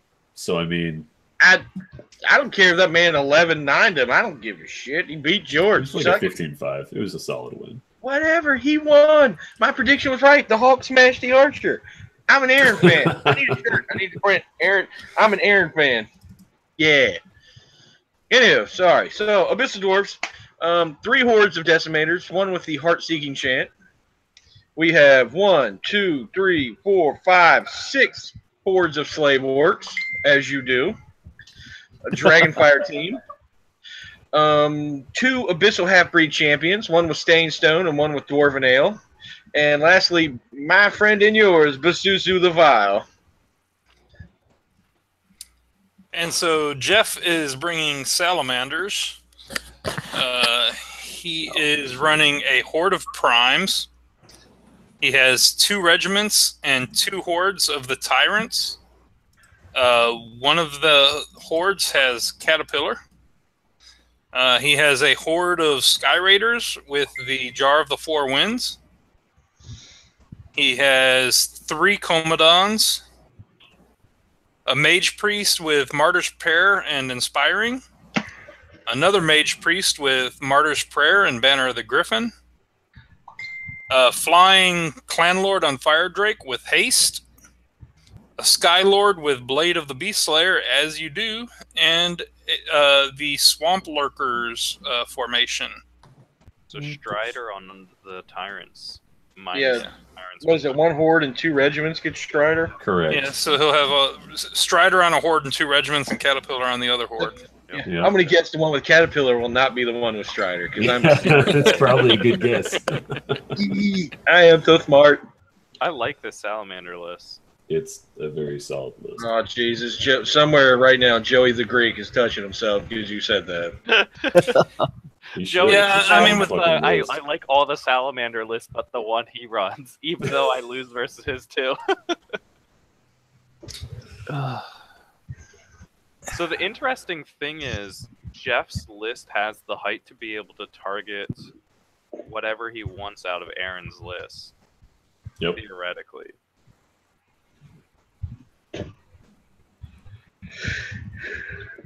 But the Commandants are not indirect, so they don't ignore cover. Correct. I like the but they're height 4. They're height 4. They don't give a shit. Okay. Well, but you're still going to take cover or individual or the combination of the two or stealth or anything else that's on the table. So those hitting on 5s hit on 6s. I'm going to go with Jeff. I don't know Jeff, and I know Aaron's a great player. But, I mean, I find the 6 hordes of slave orcs just abysmally dull with the decimators backing up. It's good. I definitely see the value. But I like the more flexibility Jeff's bringing to the table. And I think with the right scenario, that's really going to tell. You mean abyssally dull? Ooh, puns. I feel enslaved to the amount of spam being used. So I think something that's going to come in pretty big in this game is that Martyr's Prayer. Yeah. It's huge. That can be a massive swing. And then if Jeff's Commandants start hitting early and do as much damage as they can, that would be bad. And then the Sky Raiders will do work too. The Sky Raiders will do work. I think honestly, like it's a combination of those few things, and then Aaron, if he starts rolling like a lot of because those slave orcs have yellow belly, right? I think they do. Yes. Yeah. Yes, they do. If Aaron has a couple of ill-timed yellow belly early in the game and it kind of stops up his lines, that could be a problem. I don't think that's nothing he couldn't recover from, but if Jeff gets those other 2 or 3 things going for him, I think he could roll it. All that being said, I've seen the way Aaron plays this list, and even though it does look dull, like he does. Well, he doesn't get. You don't get on table 1 the final game. God, he does so much work. Skills, right? With just those 3 individuals, man. Like it's the 3 individuals, and then when you start killing slave orcs, you're like, "Yay, I'm doing something good," and then the decimators come up and they're like, "No, you actually really fucked yourself here." Mm-hmm. So I'm going to go with Aaron on this one. I think Jeff gives him a good run. If Jeff wins the game, it's not going to shock me, but I think Aaron wins this round.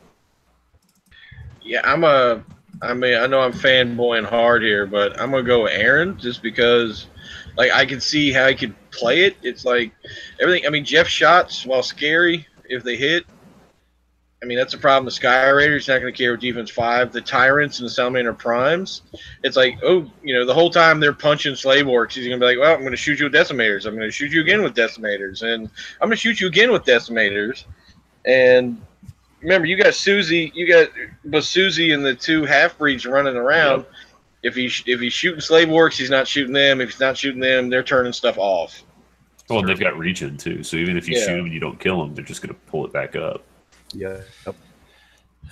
I mean, for me, Aaron's list, yeah, it may be dull, but it's stupid good. It almost plays itself.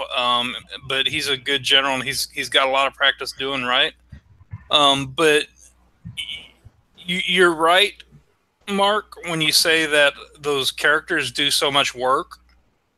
And the thing with the half-breed champs is their nerve's not great. They can be killed fairly easily if you have the right tools. And I think Jeff has the right tools to pick those guys up. And I think that matters here. I mean, I could easily see either one of these guys winning it. You're right, it's going to be a tactical game. Yep. But I think Jeff has the tools to do it, and so I'm going to give Jeff the edge here. I don't think it'll be a big win either way. I think some of it will come down to what the scenario is. But I'm going to give Jeff a slight nod. Okay. So it's 2-2 right now. I really want to throw Jeff my vote, but I just don't see enough punch. He's not going to be able to get flanks because of the way Aaron deploys those hordes and the sheer footprint of them. He's got a lot of harassing shooting, but Aaron's got a lot of targets that you've got to prioritize perfectly in order to whittle down in the way you need to have the right things left over when you're ready for your charges. I'm just not sure Jeff can do enough damage to get through them. That's a lot of nerve to chew through. So I'm going to give the advantage to Aaron. Those primes have crush too, though, or the tyrants do. I mean, they'll be wounding any of Aaron's blocks on 2s, whatever they hit. And then they can still get shot.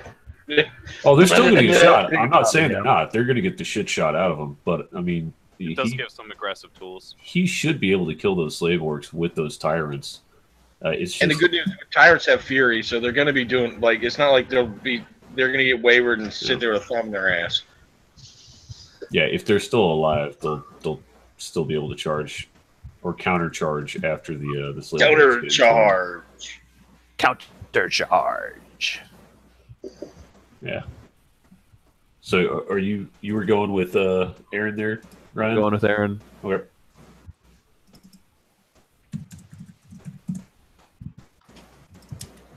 I need to talk to Kyle. I need an Aaron fan shirt. I'm a Rocky with the Mastercraft logo. It'll be great. The two guys that are in Jeff's club both picking against them. So if that tells you anything. Billy, you have any input? Nothing to add really, but I think Aaron's going to win. He was more or less number 2 this year at Masters, and he's really good. He's beaten me every time I've played him. So. Yep, he's a good player. I haven't gotten stomped by Jeff yet, so.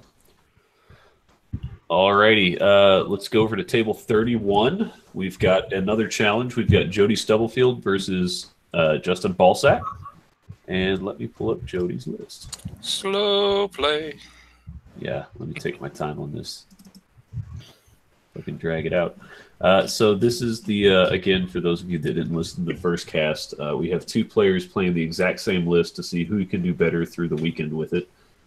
So here is Jody's list for the second time on the cast. He has 2 troops of ghouls. He has 2 troops of wraiths, 2 regiments of mummies. He has 2 legions of zombies. They both have the giant rat upgrade, and they both one of them has sharpness, the other one has strength. He has a horde of whites with the brew of haste. He has a revenant king on undead worm. Yeah, racist. The worm is flying, and he gave him Fireheart. Despite we don't really know why, but he did. He has 1, 2, 3 necromancers. 2 of the necromancers have the heal upgrade. And then the third one just doesn't. Third one does not.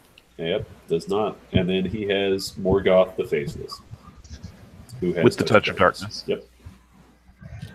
On the other side, we've got Justin Belusic, who is going back to his ogres. He is running 1, 2, 3 hordes of siege breakers. Ooh. One of them has Dwarven Ale. He has 2 regiments of chariots and a horde of chariots with Caterpillar. He's got a warlord on a chariot with a banner of the Griffin. He's got 3 boomer sergeants. One's got fire oil. One's got the inspiring talisman. He's got 2 giants. And he has got the heel on wheels formation, according to my autocorrect. +1 waver and nerve, and the warlord gets rallying 1. Oh, I love Justin's list. I love it. Oh my Good list. I'm fully up. So I'll throw this out real quick. Justin has been he was the prototypical Bretonnian player in our area, and he always did really good with them. And then he started playing ogres for a while, and he started doing even better with ogres than you'd expect. So to see him go back to ogres is pretty cool. And this is a really fucking good list. A solid list. Yeah. It's a great matchup too, because I think this is one of those moments where you start to see some of the weaknesses really shine out in this undead list, because brew strength on the Legion of Zombies, whatever. Brew sharpness on the zombies, whatever. Your whites aren't hitting on 3, so they're not going to pop any of the ogre units in the first turn like you need them to. You've got some chaff to slow stuff down, but the ogre pain train's just going to go choo-choo and steamroll it over. And the siege breakers don't have a major threat because the whites can't pop them in 1 turn, and the whites get popped in return. I love it. I love siege breakers. My favorite unit in the game. He's running 3 of them. He's just gonna point click dead, choo choo, suck it. It's the only great. thing that will give Justin some trouble is Morgoth. The only trouble he's gonna give him is, I can't catch him. Right. Morgoth can fly his goofy ass around, and if he brings it out, siege breaker to his dome. Fireball 15 to the flanks of the siege breakers could be pretty nasty. And Boomer Sergeant, suck it, Morgoth. Rebel Boomer Sergeant. Boomer Sergeant, I don't know. You're faceless and back of your headless, too. I'd almost want the Boomer Sergeant shooting him, though, right? Because you've only got piercing 1, and it's defense 5, really good nerve, and then you regen a lot of it back. He's defense 6. Right, well, with the piercing 1, it goes with your piercing, right? Yeah, gotcha. Because I don't think you is regen 5. Morgoth's gonna be like, I'm regen 2. I'm gonna be like, take 6 moons, suck on it. But he flies away after 1 turn. I don't know. And then I walk my fat ass over there and go, suck it, Morgoth. I don't care. The whole time, siege breakers are like, oh, that's cool. Suck it. Suck it. And then here comes Gigante. I love it. It's awesome. I don't think the Boomer Sergeants really get to shoot much, because there's enough in the undead list to take care of them. But the problem is the meat of the ogre list doesn't have checks. You can hold it off for a turn or 2 with chaff, but then it just goes choo-choo and runs it over. Here's a prediction. Legion of Zombies standing out with their dicks in the wind. Here comes an ogre chariot. The Legion of Zombies gets picked up. Yep. Guess what? Take 2. Here it goes. Woo, woo! Pain Train. Pick that one up, too. And this is one of the problems with putting items on zombie legions, is you've spent almost half the cost of another zombie legion in trying to make your zombie legions good, and they're just going to disappear really fast. That poor king on Undead Worm. He's like, don't worry, guys. You gonna die. Necro gonna die. Mummy's gonna die again. Everything gonna die. Morgoth's gonna be like, don't worry, guys. I've got fireball. Blah, blah, blah. Nobody cares. Sit down. I don't love this ogre list. I mean, it's not a bad list, but I don't think it's as good as some of y'all seem to think it is. I don't think. But there's just nothing in that undead list that's really going to reliably get through all this stuff in Justin's list, and he's just bringing so many hammers there that he will cut through that undead list. And you go with the player factor too. I mean, Justin's not as competitive as he used to be. He doesn't play as much as he used to be, but he's still He's got the edge, a significant edge when you just go player on player. And so, yeah, Justin in this matchup. Love you though, Jody. I think Jody has this game Play less Warm Hordes. like massively tied up in the first 4 turns, and then like always happens with Jody, his dice go to shit, and then that's where Justin really like lays down the smack. I think it's a tight game before that. Jody's pretty handily winning, and then Justin beats the piss out of him in the next fucking turn 5, 6, 7. Ogres only need 1 turn of somewhat lucky odds, and the undead army's dead. Yeah. That's the Well, problem. that's what's going to happen in turn 5. They'll be deader than hail.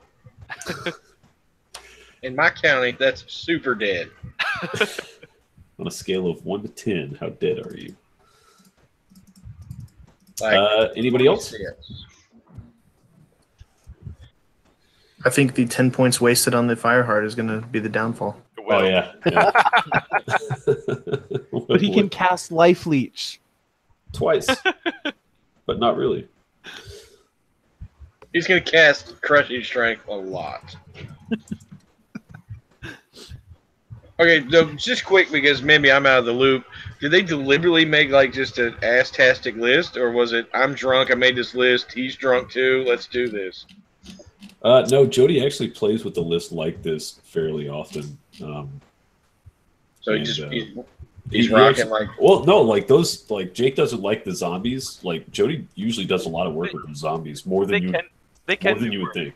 I think matchups like this are where the problems with True. them comes out. And if you have whites, there's no reason not to put the Bruiser. But I think the undead list itself isn't bad. You just need to swap a couple things around, and it suddenly becomes much better. Yeah. You don't think I'm saying the whole list is bad. It just seems like the items are in weird places, and I'm not. Yep. Yeah, like the overall the list is not something I'm like, oh, this is dog shit. No, it's just like the items, like the brewish. You know, I don't know. I don't know if it was He oversight. loves or those what. fucking zombies, man. Those are his Yep. favorite 2 It's units. something I argue with Kevin and Jeremy about all the time. Bruise sharpness on the zombies. Yeah, it people like works for him. It works for me. If it works for you, you do you. Grokkamok in the rear of a zombie legion. Grokkamok in the rear of anything kills it. Ryan, were you going to go with Jody or are you going Justin? Ooh, me? I thought I made my feelings clear. I said Ryan. Oh, Ryan's my bad. gone. Okay, cool. I was like, Ryan's not by his computer right Well, I now. wasn't looking at the fucking feed. I was looking at the lists. All right, cool. Let's jump over to table. professionals. Yeah, we are. We're really good at this. Let's jump over to table 32. We've got Mark Bryson versus Steven Hausnick. Billy, you've got Mark's list, and Jake, got you have Steve's. Steve's. Yep.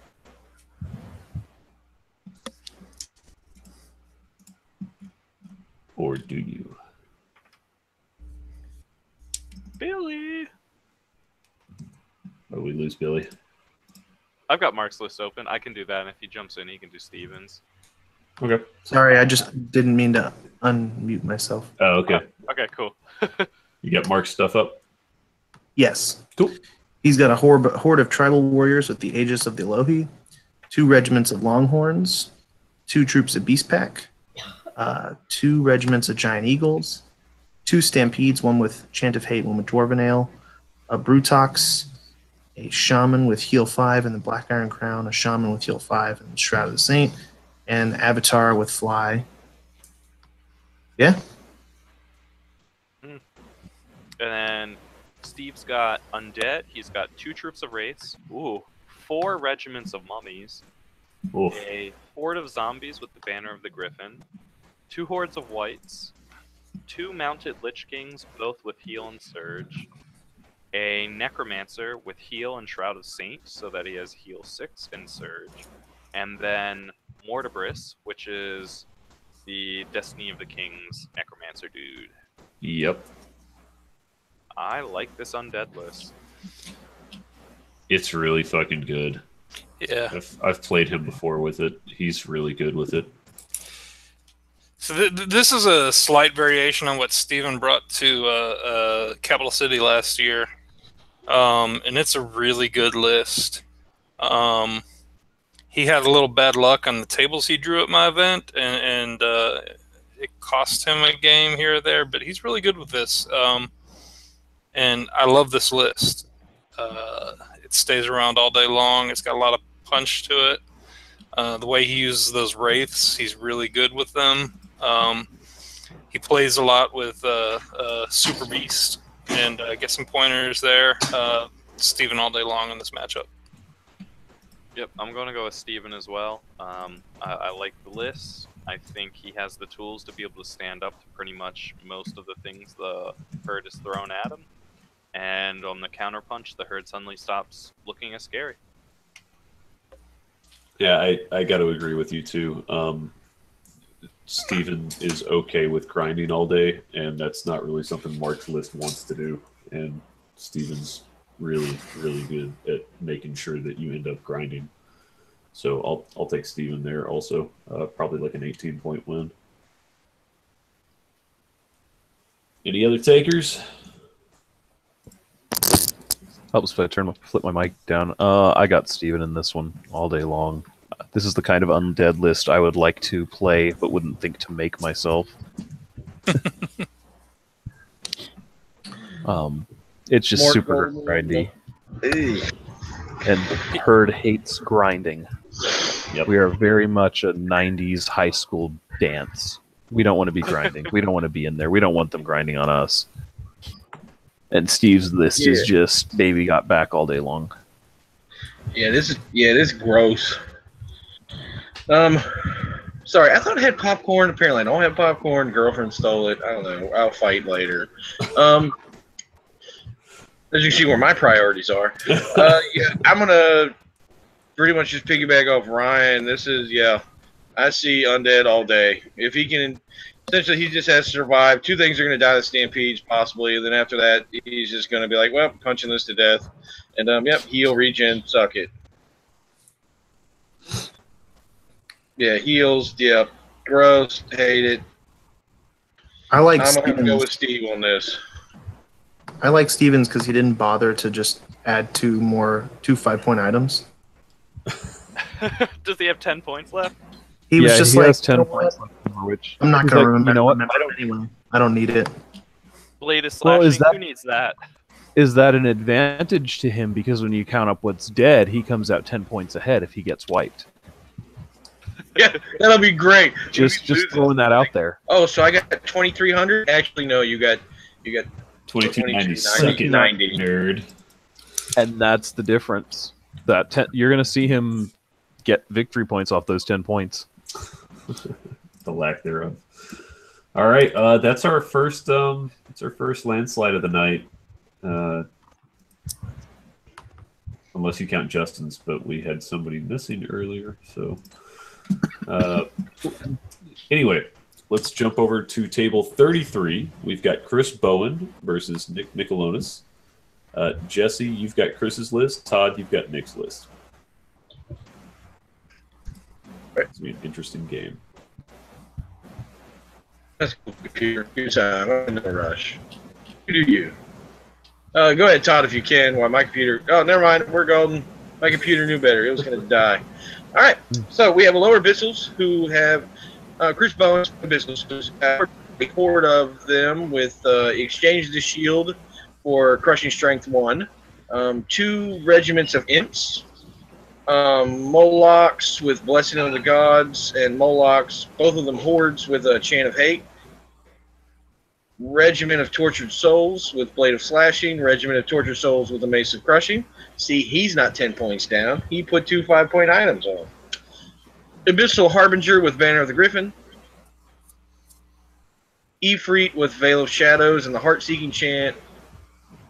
Archfiend of the Abyss with Bolt and Wild Guy. So he's gonna be Basusu, my friend and yours. Demon Lord Baal, Bane of the Mortal Kingdom. Chose. Oh yeah, so the Demon, that's the disorder once per turn, or one per game. Sweet. Yeah, once per game, disorder all enemy units within 6 inches. It's amazing. It's really good. Yeah. Is this a variation of Nick Williams' list he ran at Clash of Kings in England? Because I remember Nick running that. No. It's not that far off. I mean, Nick didn't have Basusu, or did he? I don't think he did.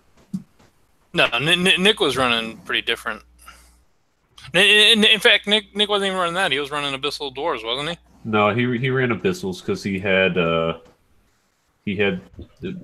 like the Abyssal Horseman in his list, and Okay. I played him, so I mean his list didn't look a lot like this. He had a couple of Anyways, things that are similar, but yeah. So Nick's also running Abyssals. He has a troop of gargoyles. He has a horde of lower abyssals with the Hammer of Measured Force. He has 2 hordes of tortured souls. A regiment of abyssal horsemen with Pathfinder. An abyssal champion with wings and blood boil. 2 archfiends, both flying with lightning bolt. One has Blessing of the Gods. One has Fanulian Amulet for Lightning Bolt 7. And then allied in, he has 2 hordes of Twilight Kin chariots. As you do. So I don't know either of these players. However, Nick's list has more maneuverability and more shooting. And Chris, he has Basusu, so he can disorder some of that shooting. And he's got 2 demon. I mean, both of these people are running 2 basically archfiends, which is pretty nasty. Well, yeah, but Chris is Captain Ass whooping and disorder everything. He's going to jump up, disorder, and then shit's going to get real bad real quick. I don't know how much. I mean, so if Nick can get the first turn, I think he can do some really nasty stuff to some of Chris's units, especially with the Darkside chariots. And I don't think he has that much that's super worried about being disordered. Yeah. Dumb question. What is the Great Arch Host formation? It's +1 speed on the Moloch, Molochs and on foot. and the lower abyssals. Okay. Um, And you got to take what, the non-winged Archfiend? yeah. Oh, that's why. Okay. Slow kid in the back had a question. My bad. Go ahead. Continue. No, this is Nick all day. Bile's ability, yeah, it can be good, but it's a shooting attack to get it off. Yeah. Yeah. I think I'm going to give the edge to Nick. Him. Nick's got shooting all day long to pick things up. That blood boil's going to be money. I've got Nick all day in this matchup. Yep. The smart play is to go with Todd because Todd actually plays Abyssal, but I'm gonna go with my boy Chris because I got faith in you, Blue City Brawlers, bro. I got you, Chris. Do it and prove them all wrong and make me giggle. Billy, thoughts? Chris is going to win all day. He beats us all the time. Plus, Yeah, There you man. go. That's It's like fun. saying you're faster than me. I mean, really, you said that's something to brag about. But that's like saying, you look straighter than Jake. All right. So it's a 4-2 split. Let's jump over to table 34. We are in the home stretch. We're getting there. We have Kyle Timberlake versus Lance Kennedy, and I have Kyle's list. Pull that up.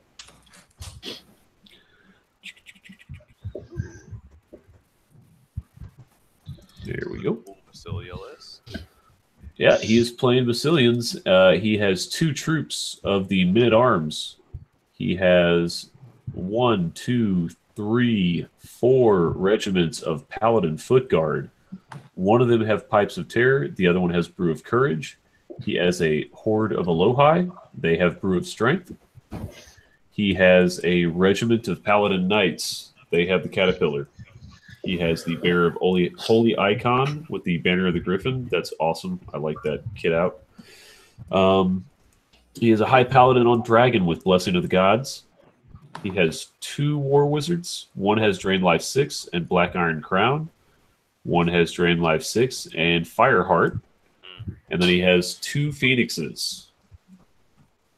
It's pretty Phoenix good. Eye? I'm not sure what that. Yeah. Phoenixes, right? All right. What's Lance bringing? On the other side of the table, we've got Lance Kennedy, who is running Abyssal Dwarves. He's got a Horde of Decimators with Blessing of the Gods. He is making Mantica great again, by the way. That's worth noting. He's got 2 hordes of Slave Orcs. He's got 2 troops of Gargoyles. He's got 1, 2, 3 hordes of Abyssal Grotesques. He's got 1, 2, 3 heavy mortars. He's got a slave driver. He's got a half-breed champion. And he's got Trump Basusu the Vile, which I'm hoping he has sculpted hair onto. Otherwise, I'm going to be greatly disappointed in you, Lance. It's not only got hair sculpted on it, he had the model made. It looks like Trump in a suit with the hair painted like him. Wow. Okay.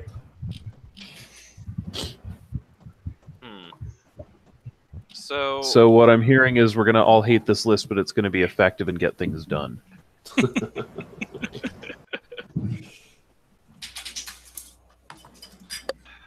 This Abyssal Dwarf list is incredibly compact.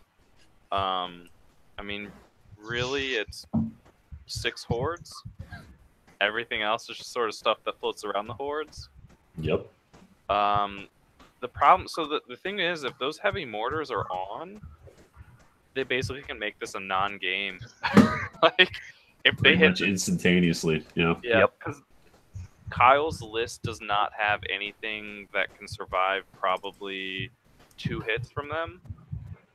And if they get hit twice, those Phoenix healing is not going to matter. The Grotesques are going to really give Kyle some headaches because I think they have decent chances of breaking most of the rest, whereas you only have a Lohi to really counter them and the Dragon. So I'm going to give it to Lance.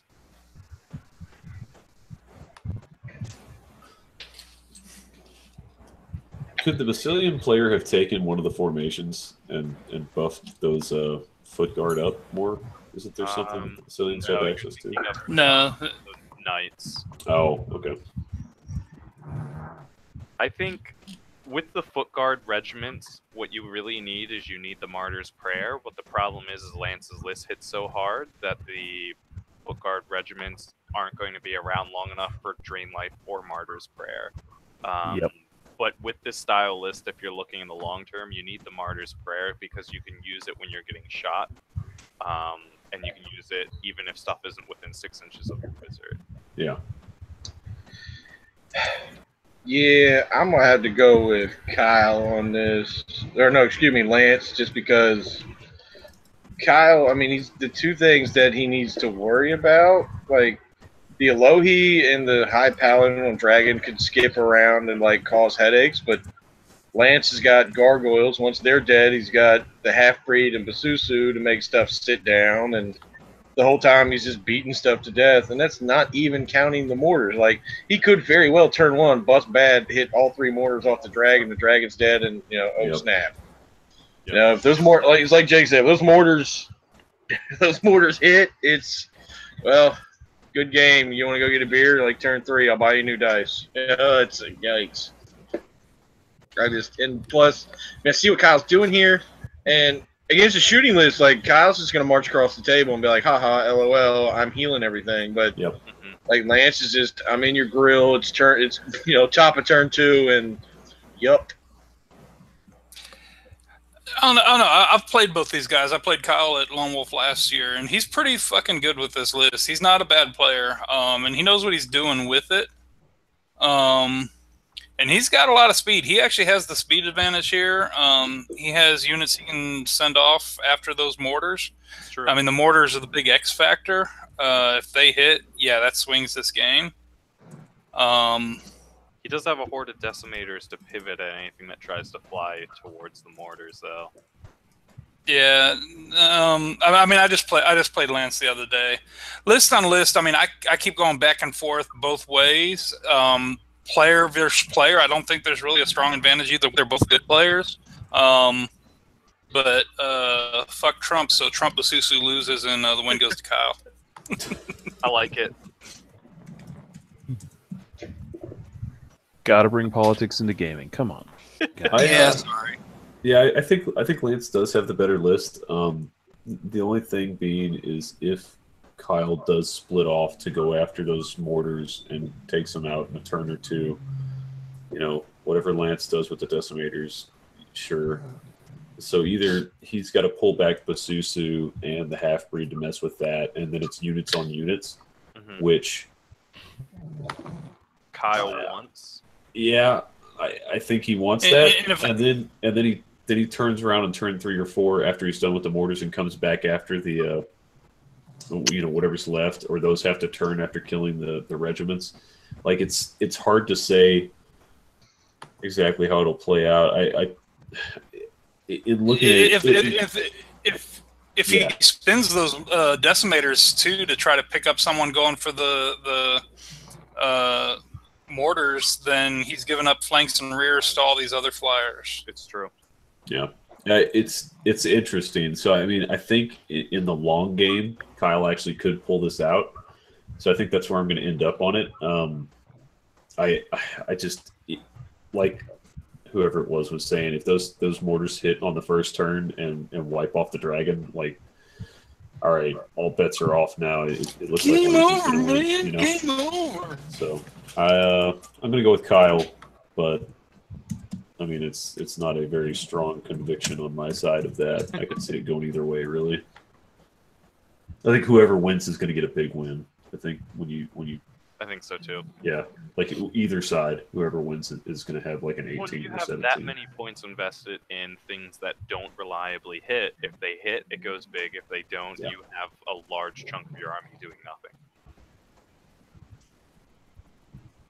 Cool. Ryan and Billy, if you guys want to weigh in, we'll close this table out. Oh, I already did. Lance has this one. Oh, his sorry. list is just tough. Yes, Yeah. It's okay. I like the Abyssals better, or Abyssal Dwarfs better in this one too. Cool. Okay, let's jump over to table 35. We have The Ringer versus Zach Clark. And Billy, you don't have to worry about reading the Ringer list. I won't. Good. All Jake, right. you got Zach's I've list? got Zach's. So he is using goblins. He's got 2 legions of rabble, 3 regiments of spitters, 2 hordes of trolls, one with Chalice of Wrath, the other with Dwarven Ale, 3 troops of Maulbeast Packs, 2 war trombones, 1 flagget with the Banner of the Griffin, 2 bigots, both mounted, one with the Diadem of Dragonkind, 2 whizzes, both mounted, both with Drain Life, one with the Black Iron Crown. Interesting. A Troll Bruiser with the Dark Lord's Onyx Ring, Mogwaz and Juice, and the Mogwagons Regiment, which is just Maulbeast. They're not irregular, and they have the Pipes of Tear, and a Slasher.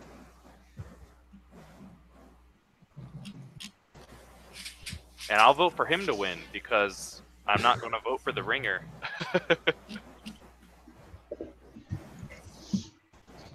Hey, Todd, you've seen him play this list? Pretty much. It looks like he's made just a couple of minor adjustments, but pretty much this list is what he's been running. He's been doing pretty good with it. So he struggle. There's certain matchups he struggles with, but it's a pretty good list. Gotcha. It looks pretty interesting. He's got 21 drops, right? I'm counting that right. Yeah, ton of drops, ton of nerve, great second That's so line, fun. good shooting. It's a pretty good list. 16, 17, 18, 19, 20. Yeah, 21. It's a lot. I like this list, which is usually a kiss of death, but against the Ringer, I think he's got it. Yeah, sorry, Zach, that there's not a lot more to comment on as we don't have who you're playing yet, but I love how the list is coming along as far as painting. He's got some basing to finish up still from last time I saw. Hadn't seen him out in a little bit, so he's probably working away at that painting. But I'll be excited to see it on the table. It's pretty much a full model count army with this too, so it's pretty close to it. It's pretty impressive. Cool. Yeah, it's gonna be fun. I'm going to vote for the ringer just to be contrarian. That way we don't have another landslide. So there. It's literally nothing against you, homie. I'm just picking the ringer to be that guy. Because apparently you always need that guy. Alrighty. Let's That's why we have you. Yeah, that's why you're Yeah. here. That's my jump job. over. Let's go to table 36. We've got Brad Elledge versus John Hogue. And Jesse, you're starting out. Okay. Side note, before we start, how many herd players are at Lone Wolf this year? So many. Just curious. I haven't got those stats in front of me, but it is a lot. There's a lot. Okay. So Brad Elledge is playing the herd. We've got 2 regiments of tribal warriors and 1 horde of tribal warriors. A horde of spirit walkers with the blade of slashing. 2 regiments of tribal longhorns. 4 troops of beast packs, as you do. 6. Wow, timeout. 2 hordes of giant eagles. So I read the number 6 next to horde. I was like, yo. 2 hordes of giant eagles. 2 hordes of tribal chariots. 1 great chieftain with a bow. Gives them a range attack of 4 up. And the boots of levitation. And the cloven stalkers formation, which that's the first time I've ever seen that, actually. It gives them Vanguard, right? I think you're right. Your guess is as good as mine. Let me check. I've got my book within reach. For once, Jake's naturally upward inflection at the end of his sentences didn't make it a question. Came into effect. Gives them Vanguard, right? I'm Jake Hutton. So it gives the tribal Welcome to Longhorn Unplugged Radio. the tribal warrior horde and the great chieftain all Vanguard. Nice. Interesting. Yeah. So that means they're gonna be in your grill, like, hey, how's it going? All right. What's John running with? So he's going against John Hogue. John is running goblins. He has 2 legions of rabble. 1 with Banner of the Griffin, 1 with Helm of Confidence. He has a regiment of spitters. 2 hordes of trolls. 1 with Brew of Courage, 1 with Fury. 2 regiments of Fleabag Sniffs. So those are the ones that shoot. They have bows, yeah. He's got a king on a Fleabag. He's got a bigot also mounted. He has 3 wizards mounted with Drain Life. 2 troll bruisers. And then he's allying in a legion of ogre warriors and an army standard bearer. I love it. He's got the 2 most important things in the ogre list: warriors and a flag guy. I love this goblin list. This is like what I've always wanted to do with goblins, a punchy goblin list.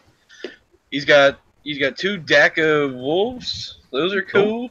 Don't mistake it. There's a fair amount of shooting in here too. It's not a lot, but it's in there. That's spinners, 2 snip. I mean, comparatively. I'm sorry, I play in the Southeast. I mean, oh yeah, this is nothing for you, right? Yeah. I'm like, the Drain Life's over the top, and he's been working on that. That gives him some. You've already got those legions with the Banner of the Griffin and everything, and then you throw those Drain Lifes in there, just healing back up. Yeah. What, in all fairness, the herd's got some pretty decent shots too. Right.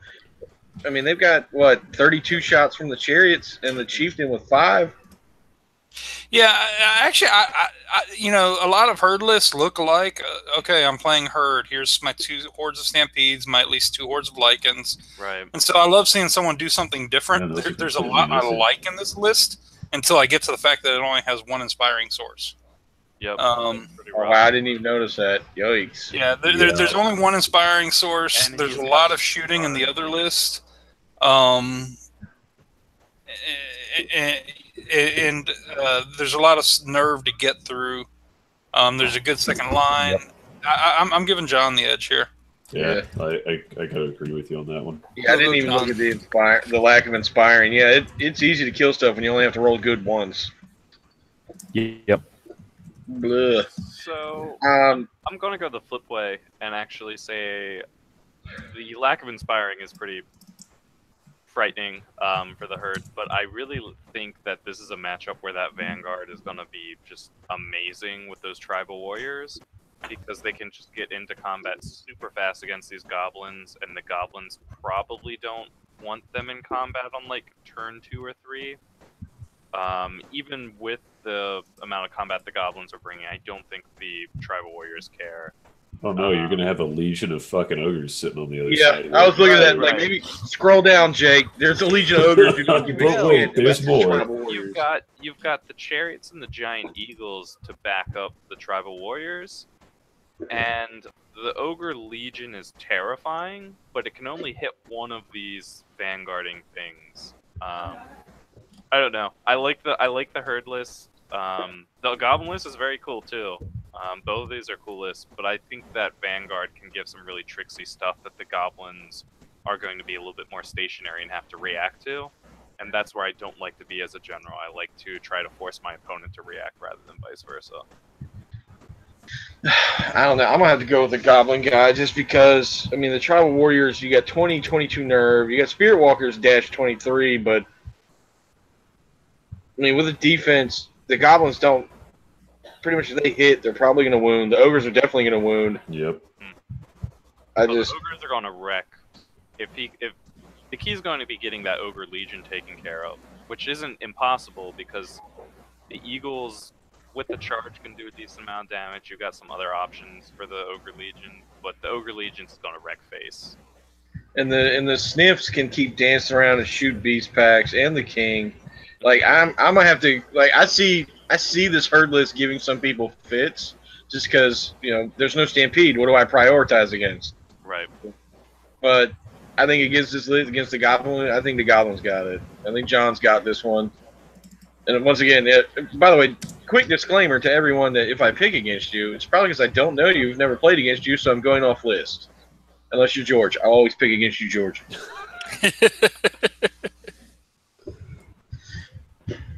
Well, he's not playing in this tournament, so he's not watching.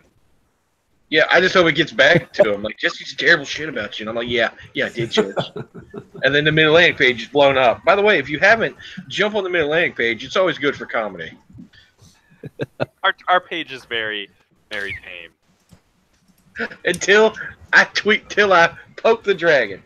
Yeah. Are you waking the dragon? Oh, yeah. I'm going to wake the shit out of it with a stick. I like John's list. I'm going to go with that. Yeah, that's a solid pick. He's got a lot of stick-to-itiveness.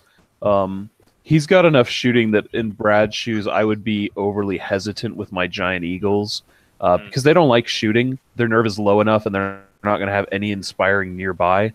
So I would hedge towards protecting them, and that's going to take away a lot of what they can do because John's just got so much maneuverable shooting that can pink off that 15-17.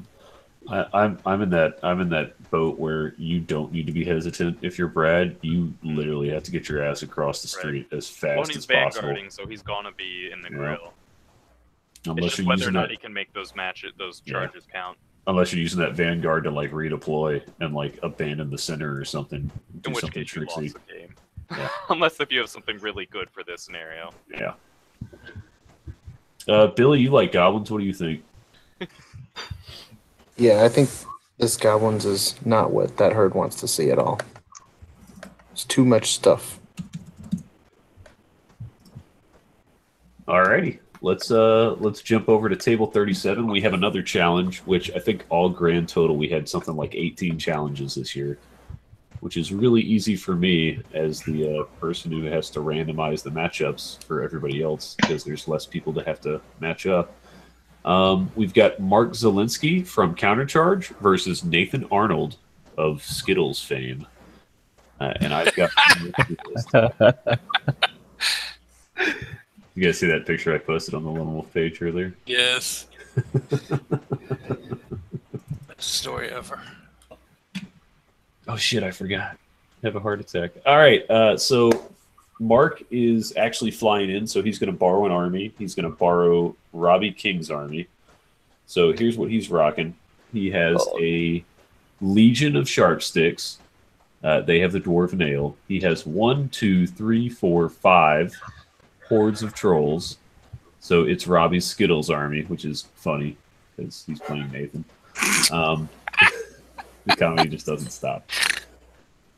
We've got 2 Beast Pack regiments. We have 2 War Trombones. We have 2 Rock Throwers. We have 1, 2, 3 Flaggots. They are all 3 mounted. We have a Whiz with Bane Chant and the Inspiring Talisman. And we have 2 Gigantes. We have one named Jesse and one named Keel. I think it's Is pronounced it Kyle? I think it's Kyle. Oh, it is Kyle. Kyle. Okay, because of... I got you. Yeah, I'm a named character. I was going to pick Nate, but sorry. Well, both of the Just keep it Mastercraft back. made it into the event after all. Look at that. Nathan is running his Salamanders list. He's got a horde of Salamander Primes. He's got 2 hordes of Tyrants. He's got a regiment of the Lancers with Caterpillar. He's got a horde of Sky Raiders with the Jar of the 4 Winds. He's got 6 Ancients on Rhinosaurs. He's got the Triumvirate of Lycaelodons. He's got a Herald with the Banner of the Griffin. He has a pair of Mage Priests that are bringing Martyr's Prayer along for the ride. He's got a Battle Captain with the Wings of Honey Maze, and he has a Clan Lord on Fire Drake. Nice. short and sweet. I think Nathan's got this because Mark has never played his list, and Mark barely plays Kings of War as it is. Love you, Mark. I'm throwing my hat in that ring too. I think even though it's actually a really good list that Robbie's helped put together for him, and it's really tough. I think Nathan's experience with his army is going to be the edge here, and I think Nathan will win. So Nathan will finally take down the Skittles. The smart play is to go for Nate because, to go off what Jake said, I've never actually seen Mark play. I've heard he plays, but it's kind of like people have heard I've exercised. You've heard it, but you've never seen it. But because I'm such a good person, my name is on that Gigante, so I'm going with Mark Zielinski because Jesse Gigante is going to wreck face, and he better be gloss coated. I mean, this sumbitch better be shiny. It's Robbie's army, so he's not. Not gonna be. Okay, I will mail him a model that he can just shit the bed on. Just make it shiny, and it'll be Jesse Gigante. Shiny. Oh God! And now the Kyle Gigante must be painted beautifully Gigante. and be bald. He does have a bald giant. Yeah, I mean, list on list, Mark's list is the better list. I think it's a pretty strong list. Nate with those mage priests, that Martyr's Prayer is a bitch with 14 on that. Sure as shit can be. But yeah, like everybody else says, it's you come back to the player. Mark doesn't play a lot. Nathan's been running similar lists for a while. He's pretty good with it. And so, hey, Nate, Skittles are going to be in your pocket. On the table and in the pocket. So last year at Lone Wolf, I was possibly one of those people throwing Skittles a lot of the time, as a couple of people know. Jordan Lawrence is one. I keep breaking his models somehow. The other person who knows I was throwing Skittles is Mark Zielinski, because I threw one and caught him right in the bridge of his eyeglasses. Like a perfect dead shot throw. And so now he's arming himself with Skittles and going against the Skittles King. And I am sorry, but Nathan owns Skittles. He will always be Skittles dude in my mind, even though he's good for so many other things. So I'm going to give the edge to Nathan because Skittles stories are funny. Yes, they are. Well, Nathan's got the bottomless pocket of holding of Skittles. Yes, he does. God, that's like, what, 2 Alamos ago? Yes. That was 2 Alamos ago. Nathan was in a very intense game, and several people, and I'm not going to implicate anyone, but I may or may not have been one of them, started filling his pockets. He had this big hoodie on. We started filling his pockets with Skittles, and we did it pretty much all game, and he didn't realize it until the game was over, and he reached in for his keys and pulled out Skittles. They kept So coming that out, is why just Nathan kept is the pulling Skittles them kid. out. What the I fuck? think we put like 3 bags of Skittles worth. It's a lot. So he brought Skittles to Lone Wolf last year, and like the big bulk crate had some on every table. So for those of you that don't know why we call Nathan the Skittles champion, the Skittles king, it's because of Skittles. And now you know the rest of the story.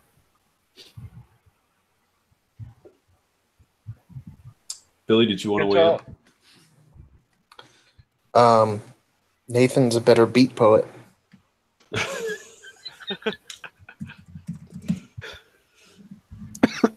All right. Let's I love Billy's commentary. Awesome. Yep. Random statement. Okay, cool. Table 38, we've got Dan Pacheco versus Matt Hakala. And Billy, I think you've got Dan's list. And I've got Matt's. Sounds good.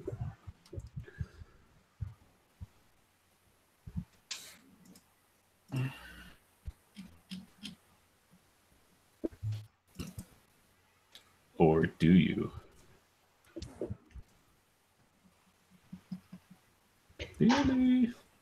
Billy, are you dead? No, what am I reading? You're reading Dan Pacheco's list.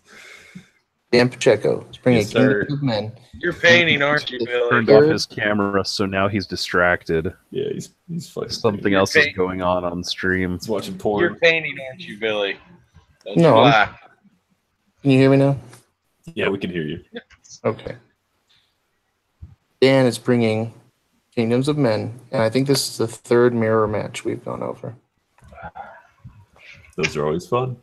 Anyway, Horde of Foot Guard with Healing Brew, Heavy Blight Block Horde with Dragon Shard Shield, 2 Militia Mob Troops, Berserkers Horde with Brew of Haste, 2 Troops of Bowmen, Horde of Arquebusiers with the Jar of Four Winds, a regiment. No, that is a horde. Yeah, Horde of it's a horde. Knights with Pushing the Caterpillar, 3 Siege Artillery, a General on a Horse with Blade of Slashing, 3 Mounted Heroes, and an Army Standard Bearer with the Ukulele of Insatiable Darkness.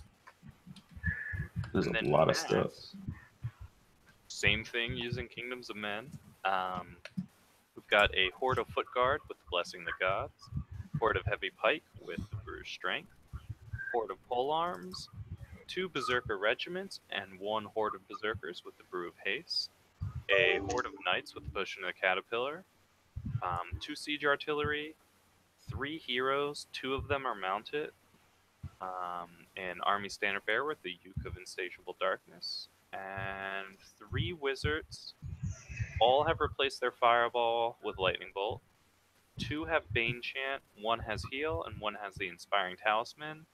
And then the Formation Wolf Coats, which gives the hero on foot Inspiring to the Berserkers, and gives all of them, I believe, +1 movement. I'll double check that.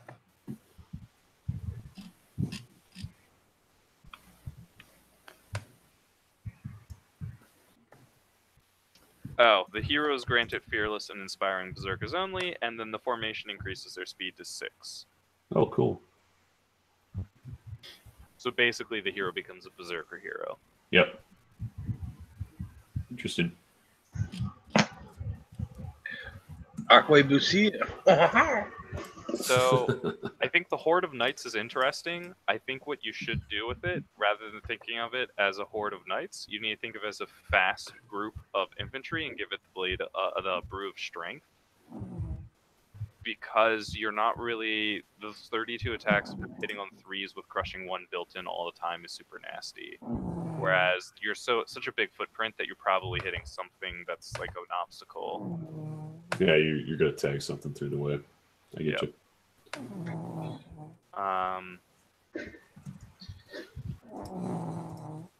Damn, there's a lot of stuff going on in both these lists. Jesus, it's a lot to read.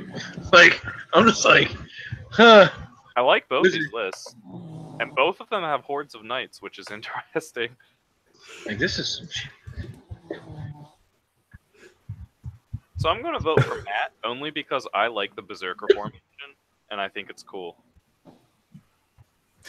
So I'll tell you this: Matt is actually pretty proficient with those hordes. It doesn't look like it, but he can be all over the board with them, and they're they're good. They're hard to kill. I don't know how much he's been playing lately, but he's always a pretty top level contender.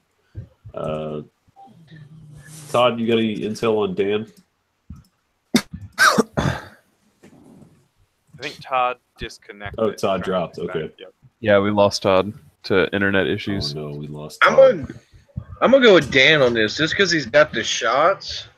Matt's got wizards and the knights and berserkers, but I mean, it might come down to those few couple points of damage that Dan was able to score with the range before everything just smashes in the middle. And Yep. because Dan's got heroes to run around, and Both of them. oh, this would just Yeah, look they do. like it would be so fun to watch. But yeah, I think Dan will have it just because of the range. Like he'll be. I mean, it literally might come down to just like I scored 3 wounds earlier, and here's my roll, and they're dead. Oh, this would be so fun to watch. Well, Matt's got a little heal in there too, so he should be able to pull some of that back if he needs to. That's true. I mean, it's not a lot; it's heal 5, but you know, if you're Oh, this is awesome. It's Kings of Men. Like Yeah. I don't think I've ever actually seen 2 Kingdoms of Men players in one spot at one time. Like, this is just amazing. Like Mark Zielinski's playing. We got 2 Kings of Men players. It's anarchy. There's actually a third Kings of Men player because I think Sean Malloy's playing him as Yes, well. he is. Yep. We got 3. Holy shit crackers, Batman. I might have to skip prom after all. Just tell him good luck. You're not going to remember it in 10 years anyway. Suck it. I'm going to play toys. Well, if you want to, come on down, man. Anybody else want to weigh in on the matchup? I probably should. I think Matt's got durability on his side just a hair more than Dan does. Not by much. I like those 3 Berserker units running together. So I'm going to give him the slight edge on that. Isn't Matt just a little bit faster too? Yeah, because the Berserkers are going to be moving at 6. I mean, it's not a lot, right? But just like that slight hair faster. But in a game like this where almost everything's move 5, that extra point's going to mean he picks the charges. He can dictate like 3 of the charges. Yeah. What's the range in Archway Sears? Why is the Jar of the 4 Winds on there? I'm curious. 24 RQB. They're just normal like gun. Oh, okay. They're not super kick-ass rifles. They're not. All right, that's fine. The regular Question, rifles good aren't answer. trained. Thank you. So up Fat, to dumb, and stupid. That's me. Alrighty. Anybody else want to throw in? I like Matt's too. The Berserkers are pretty cool. Sounds good. Okay, we have table 39. We've got Brad McKay versus Chris Davis, which I think they played each other last round of Lone Wolf last year. I might be mistaken in that, but I could have sworn. All right, so Jesse, you've got Brad's list, and Todd, who I don't think he's back yet. I'll pick up Todd's read on Chris's list. Sweet. All right, so Brad McKay's running Forces of Nature. This one looks interesting. So we have 1, 2, 3, 4 regiments of Centaur Brave Striders. Those are the punchy centaurs for those of you at home. 1, 2, 3, 4 hordes of Sylph Talon Riders. 1 Centaur Chief. 1, 2, 3 Pegasus. It's like an episode of Sesame Street. 1, 2, 3. 1, 2 Dark Side Chariots. That's right. He's got Twilight Kin allies and a Dark Avenger on a horse. Not the flappy horse, just a regular horse. Very pew pew. Yes, it is. All right, so he's playing Chris Davis, and Chris Davis has 1, 2, 3, 4, 5 regiments of Reaper Guard. He has 2 hordes of the Dark Size Chariots also. He's got Caterpillar on 1, Blessing of Gods on the other. He has 2 Dark Lords on Black Dragons. One has Brew of Haste, the other has Aegis of Alohi. He has 2 Priests of the Abyss. They're both mounted. They both have Drain Life 6. One has Mind Fog and the Inspiring Talisman, and the other one has the Scrying Gem. And then he rounds it out with an Assassin with the Jar of 4 Winds. And that is Chris's list. Very compact. So I think Brad wins it. They're both trying to do somewhat similar things. Brad's list does it better, I think. And I think the Reaper Guard just get picked apart from all the shooting in Brad's list.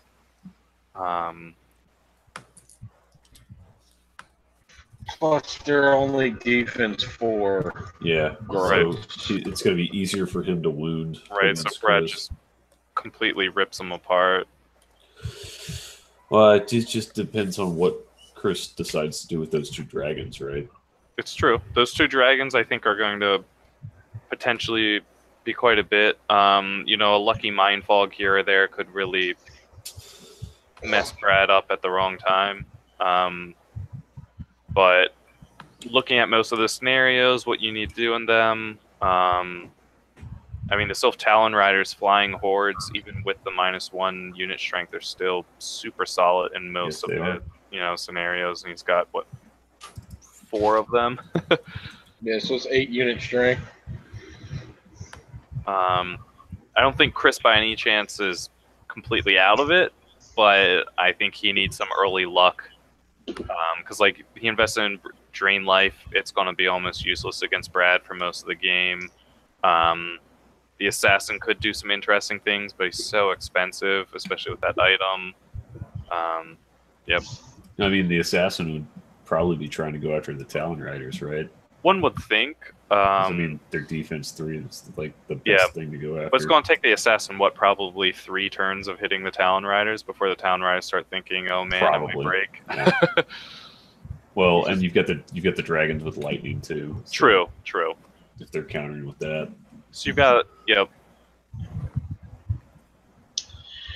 it's tough. I'm looking at. I don't know, man. This is tough because, like, at first initially I was like, "Yeah, Brad's got this," but the more I look at Chris's, it's like, I mean, the regiments, the Reaper Guard, they hit some, it's gonna stick, especially with Vicious. Like, Vicious is gonna be gross, especially on either one of these lists. Because they're both on defense. Yeah. The Dragon, I mean, the highest defense we have the 2 dragons. Reaper Guard ever get to hit though? Nothing.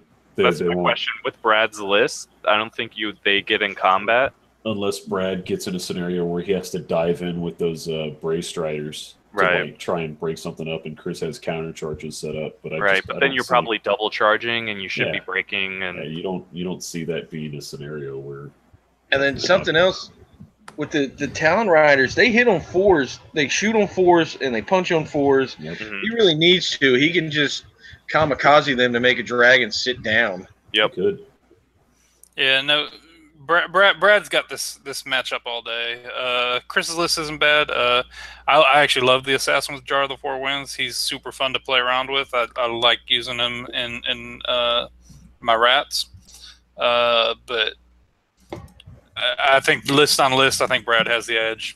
Player on player, Brad has the edge. Bad. It's just there's not great choices against in this opposing list for him.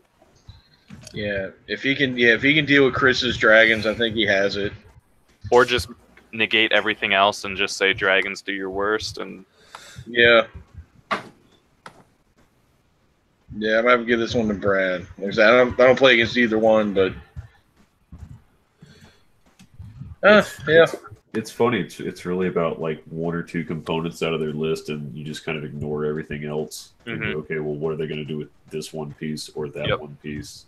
And that's going to dictate how the game goes. Yeah, but funny enough, if dude spikes his lightnings, Brad picks up a chariot early. Yikes. It's true. Yep. Brad's got a lot of tools to give him options because he's got that lower point. The Pegasi. Talon Rider hordes aren't that expensive. No, they're not. Yeah. And then he's got that Dark Avenger too. That's a great little Swiss Army knife. I'm going to give the edge to Brad. I do like that assassin though, but not enough. I'm not really in love with the assassin. I've tried playing with my army's version of the assassin, and it never seems to work out. I mean, and talking about him being able to track stuff down, he does start with Vanguard, so he's Vanguarding 14 inches the first turn if he really wants to. Have you played with him with the jar though? A long ass time ago, and it's a really good setup. He's a better bolt thrower at that point. He's a better lightning caster. It's nice. Yeah. Yep.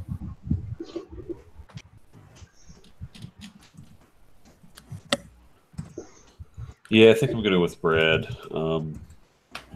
It's too tight on list, and then that leaves me with player on player, and Brad's been consistently one of the better players in the country because he goes to Masters and does really well. He had to miss this past year, but he was on the team roster, so I got to give him the edge there. So that's 1, 2, 3, 4. We've got Billy. If you want to throw in. Oh, I mean, you guys kind of covered it all, but I like Brad's. I like that it's different. He doesn't have 3 beasts of nature, and we get unicorns and the same stuff. Yeah. Cool. And I think that's all of us, right? Did anybody not vote? That's what I thought. I thought we had everybody. All right, cool. Let's jump over to table 40. We've got 3 left to go through. We have another challenge. We've got John Fawkes versus Tom Annis. John is one of our international players coming from the UK. Pull him up. Here is what John is rocking with. He is running with Forces of the Basileia. Mirror match. It's another mirror match. It's great. We got a lot of those this year. So John has 2 Penitent Mob hordes. He has 2 Elohai hordes with Blessing of the Gods, Chant of Hate. He has a horde of Paladin Knights with Sharpness. That's interesting. He has 2 priests. Both of them have Bane Chant. Both of them are mounted. Both of them have Martyr's Prayer, and one of them has Banner of the Griffin. He has 2 of the Elohai. One of them has +1 move. He has a War Wizard with Lightning and is mounted. And he rounds it out with Phoenix. So what is Mr. Tom bringing? On the other side, he has Basilians as well. Yay. He's running a horde of men-at-arms. He's running 2 regiments. 1 horde of men-at-arms with spears. He's got 2 regiments of men-at-arms with swords. He's got a horde of Elohi with the Brew of Strength. He's got 2 regiments of Paladin Knights. One of them has Caterpillar. He's got 2 Abysses on Panthers. He's got Neus Salustis. He's got 2 priests with Bane Chant. One has Banner of the Griffin. The other is on a horse and has the Shroud of the Saint. Nice. He's got an Elohi. He's got a Phoenix. He's got the formation of Holy Lancers and a formation of the Shield of the Golden Horn. And I don't know what either of those formations do because my book's upstairs. Jake, to the research. Let's see. Shield of the Golden Horn. It does things. I know his men-at-arms are +3 nerve. So while within 6 inches of a priest, each unit of the men-at-arms in this formation has +2 to their waver and nerve route values. The priest in this formation has very inspiring men-at-arms only instead of very inspiring penitents only. So one of the priests has that. Probably the one with Banner of I the think Griffin. It's the one with Banner of the Griffin. inspiring. Yeah, it is. Yeah, he Yeah, wrote it. I'm He gonna wrote it out guess. in his notes on the unit. So he's got the I variant see it expiring on that priest, and That's then cool. the 3 in MMA, and then it looks like the golden horn gives the paladin knights elite. Right. Elite, yep. Oh yeah, with Lion Dude, the Gnaeus. No, Holy Lancers gives them elite. Golden Horn is the Man. Golden Horn is the Oh, nerd. okay. Sorry, my bad. Yeah, golden lancers gives them elite. And Holy. anything else for that? Or Holy Lancers, I think, just gives them elite. okay. I'll double check. It's just elite, I'm pretty sure. Yep, just elite, because that's already really good. Yeah, it is really good because they're hitting on 3s. Cool. Those are 2 very different Basilean lists, and yet they both look pretty solid. I like love them both. Tom's because he's running both formations. That's awesome. Ooh, those horde of Paladin Knights with the Bruce Sharpness is pretty nasty, though. I know, right? Oof. That's expensive. It's almost super expensive. 400 points. But Tom's got a 20, essentially with Banner Griffin that, as you do, a 25-27 spear block. He's gonna be like, let's dance. Yeah. Yeah, but I don't think John is trying to necessarily use his Thunderous Charge. I think he's thinking of it more as that aggressive base that it gets in your face, you Bane Chant it, and 32 attacks hitting on 2s with Crushing 1. It doesn't matter that you have Phalanx. Yeah. Tom I has a look guy at riding on a Bane. lion. I'm going to give it to John because I like what Tom's trying with his list, but I think the problem is he just has the one horde of Aloe, and he doesn't have anything else that can quickly get through Jonathan's hordes. The penitent mobs, they're going to take a little bit of time to get through. The Paladin Knights are really super punchy, and then Jonathan has more speed to back up that base, whereas Tom is really relying on those Paladin Knights to be his backup, and I think Jonathan can outmaneuver them. Well, I'm going with Tom because I have faith. See what I did there? Oh. And yeah, I'm going with Tom in this just because I love the fact both formations, and I mean, yeah, the two things of Alohi and the Alohi, but I don't know. I'm going with Tom. I don't know. Call it a gut feeling.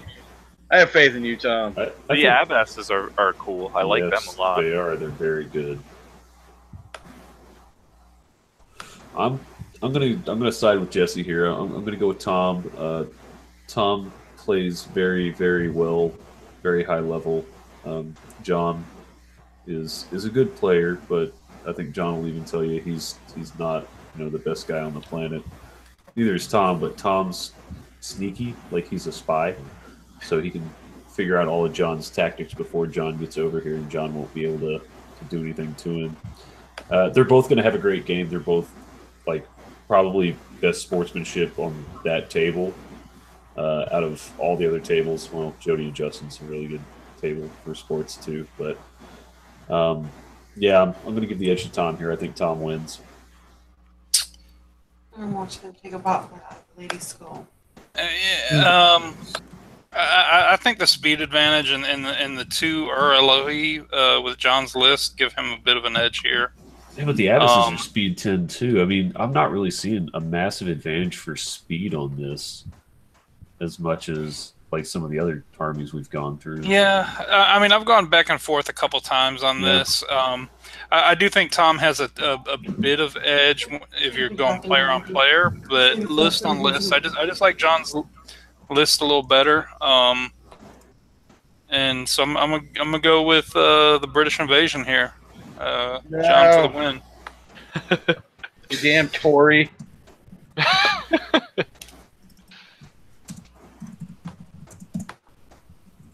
Ryan, Billy, Am I the only one left?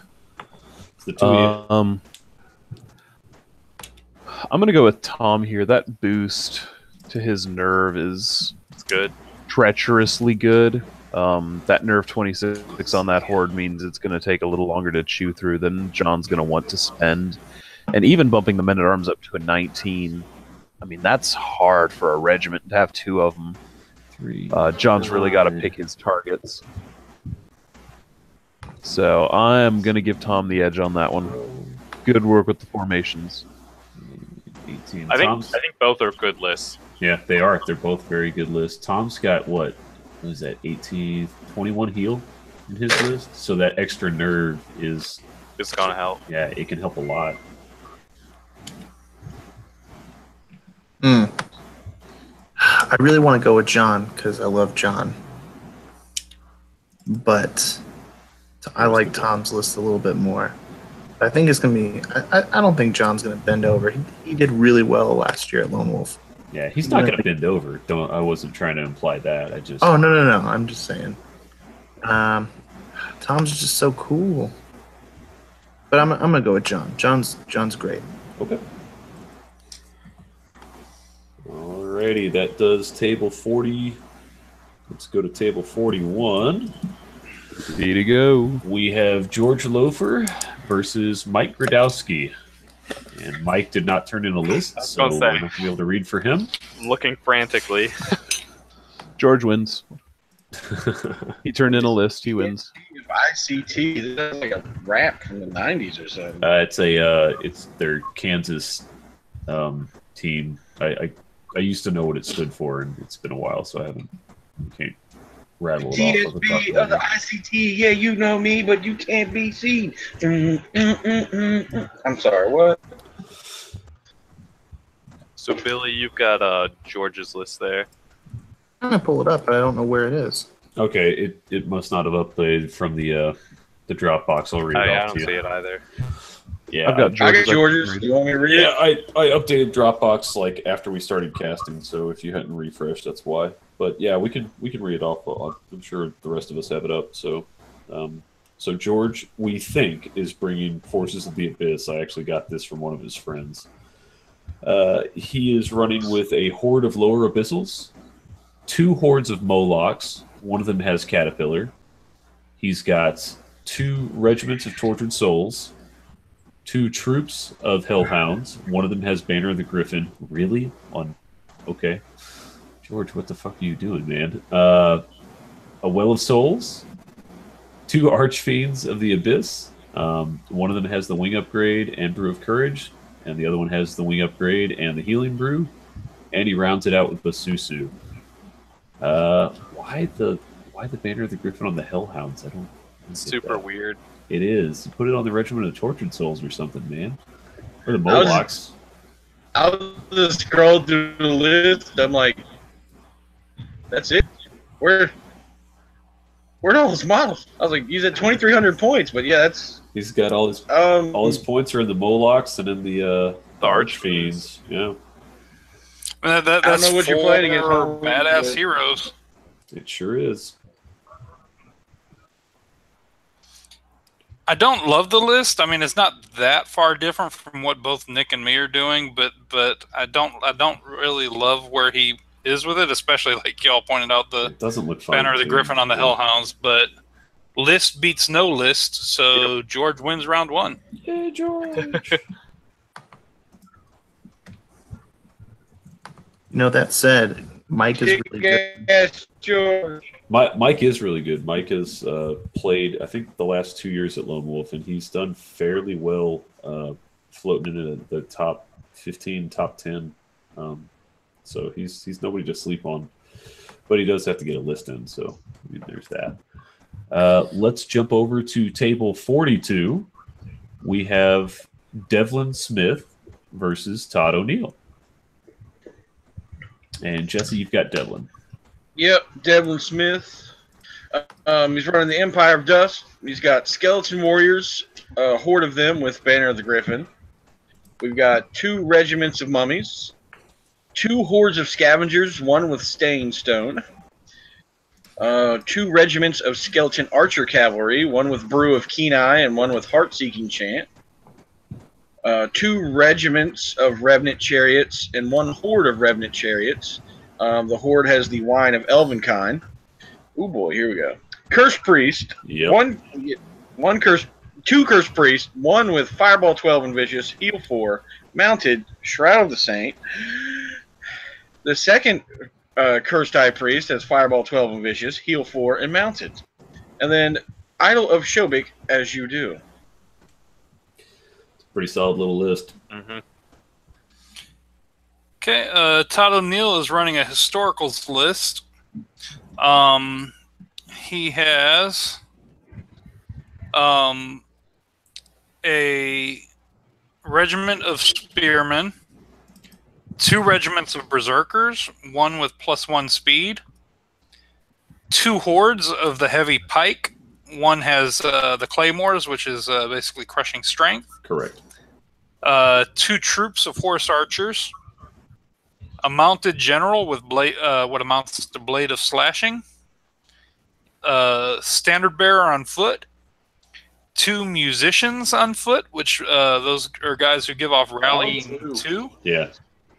He has an evil sorcerer, which comes with Bane Chant 2. And Life Leech. Yeah. And Life Leech for his 1 attack on the 5. And then from the Macedonians, he has a mounted standard bearer, a mounted musician for another guy with rally 2, 2 regiments of companion cavalry, which are they hit on 3s, defense 4, elite nimble thunder 2, And only 14 attacks.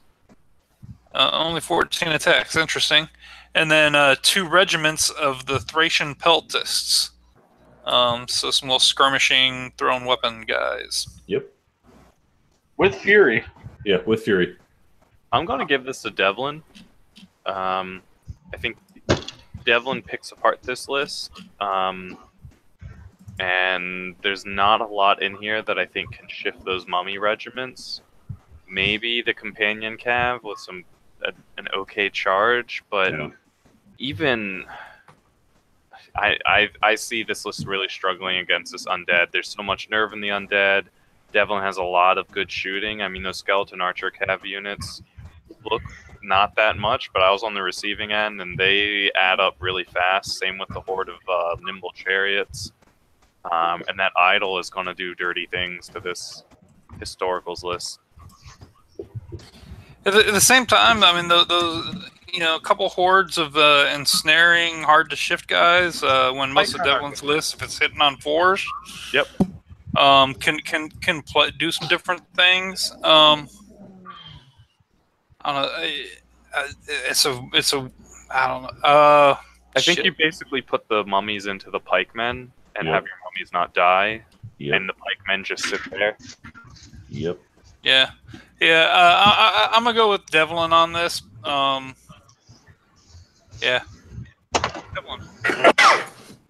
So we got the idol Shobik here, and what he's going to do is, let me adjust the camera all the way down here, right here. Yep, those are all the historical guys. Back up here, it's going to be stomp it, I don't give a shit. Stomp it, stomp it, stomp it, stomp it, stomp it, stomp it. Shobik's arm is off, doesn't care. Iron resolves it back. Stomp it, stomp it, stomp it. And yeah, that's going to be the game there. Am I the only one who got scared when Jesse said, "Let me put the camera way down here"? Yeah.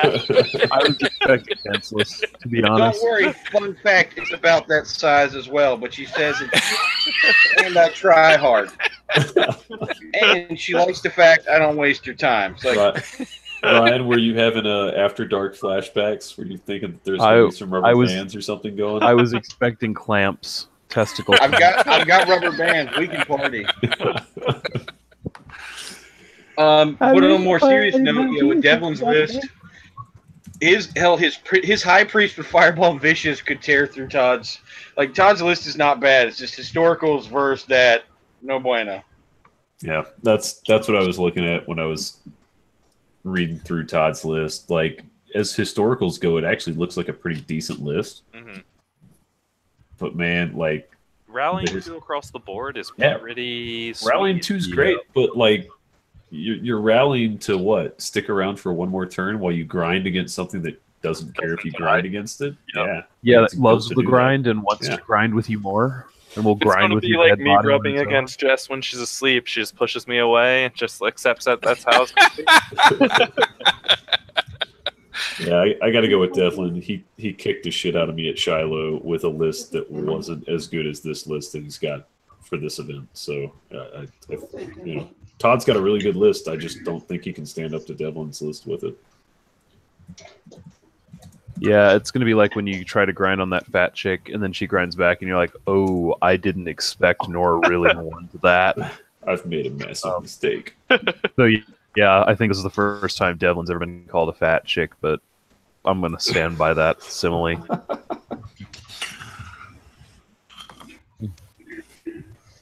Do we lose Todd? No, he yawned. He's still around. Yeah, I'm here. Oh, your camera's just doing weird stuff. Okay. It's Yeah, my aimed at his internet's shoulder now. fucked up right Fine. now. Gotcha. Anybody else want to throw in, or are we pretty good on a landslide with this? Got to go with Devlin. He's going to win automatically. And Rob won't be there, so we'll probably do good. Do you want to do last one, or do we want to just skip it? No, because I'll get in trouble. He could have been here. So no, I'm not talking about with him. I'm talking about the other two. So our last table is a challenge, and it's right where Jeff Swan belongs, on the bottom table. Quack, quack. Ego duck. I lost my fucking list. Okay, there we go. I could probably do this from fucking memory anyway. So I've got Jeff Swan. He is playing Q and Jen. They're going to tag team on Jeff. It's going to be a cheese sandwich. Jeff is going to be the cheese between the two pieces of white bread. All right, so Jeff is bringing his Shark Week Trident Realms. He has a horde of water elementals with the Wine of Elvenkind. He has 1, 2, 3 depth horrors. One of them has Blade of Slashing because he had 5 points left over. He has the Naiad Worm Riders in a horde with the Brew of Courage. He has a Greater Water Elemental. He has 2 Krakens. He has a Thule Mythicon. It has Surge 7. It has Aura of Heroism. And it has the Inspiring Talisman. He has a Depth Horror Eternal with Banner of the Griffin. And he has Orloff the Barbarian, which is from Destiny of Kings, who's a pretty cool little individual that can, like, I think double his attacks for 1 round of combat. So pretty nifty little dude there. And that's And the just siren. You missed the siren. Oh, did I? Oh, yeah. It was split between pages. I sure as shit did. He also has the siren. And a lot of y'all have seen Jeff's army by now, but the model he has for Orloff is It's cool. fucking amazeballs. Yeah, it is. It's cool. Don't look past his army. Come by, search out that little character, and check him out. It's fucking cool. All right. So, Ryan, what are Q and Chin rocking? Other side of the table, the Starlings are bringing elves. They've got a regiment of Palace Guard. They've got 2 hordes of Drakon Riders. They've got 2 hordes of War Chariots, one with Caterpillar and one with the Hammer of Measured Force. They've got 2 Bolt Throwers, a pair of Elven Princelings on horses, 2 Dragon Kindred Lords, and a Drakon Rider horde with the Diadem of Dragonkind. That's tasty. So, a lot of breath in this elf yeah, list. that's what I was going to say. The big thing that hurts Jeff here is there's a lot of shooting, and there's a lot of shooting that goes at his defense, which a lot of his stuff is defense 3. Yeah. Now, it's not as much shooting as I would see normally in an elf True. list. Yeah, not what you Like, guys are used to. You're saying there's a lot of shooting. I'm like, well, it's actually pretty light, actually. Like they don't So, even like, crack 70. Like, it's not that much. There's no horde of elf shooters with the heart piercing. I mean, what are you talking about? But yeah. So I don't know Q and Jen. I played against Jeff, and I've seen him play. He's been rocking the Trident Realms for a while, and I think the Siren's going to be money in this matchup. But I think this is an uphill battle for him, so I'm going to give it to Q and Jen. Because I'm going to assume they're... Is this a grudge match? Yeah, this is a grudge match. This So is I'm a going to challenge. assume they're roughly equal skill levels. That could be very wrong. Q is not a bad player. Jen is not a bad player. It's funny, Jeff, I've never seen them play together, though, so they might Yeah. argue. I don't They'll know. I argue. don't see him arguing either. They'll argue. It'll be fun. I know Q's Jid been has wrecking beaten Jeff, faces. but Jeff has also beaten Q, so you've got this weird like triangle, a love triangle. Okay. If they don't who Eiffel can be Tower who. Jeff, I will be disappointed. Make the old wobbly H. Yeah. The Dracons don't care about the ensnare in Jeff's list either. Oh, they care, but they don't care that much. Like Right. the thing with ensnare is you want to go up against things that hit on 4s. Right. And most of this army hits on 3s, so it's not helping. Yeah, I played Undead for a while. I found that out. Yeah. That many flyers is going to find angles on stuff. The Nimble Surge could Probably. be very interesting for Jeff. Oh, it's he's got to maximize usage on it Mhm. to make up the ground that this differential list is putting him up to. Yep. Orloff could do work. He could. Flanking around. Sure could. Some nice flying defense. Oh gosh. I mean, I know Jeff. I don't know Q for 5. I don't know. I've never actually played against him. I'm gonna go Q on this because suck it, Ego Duck. It's the best I got.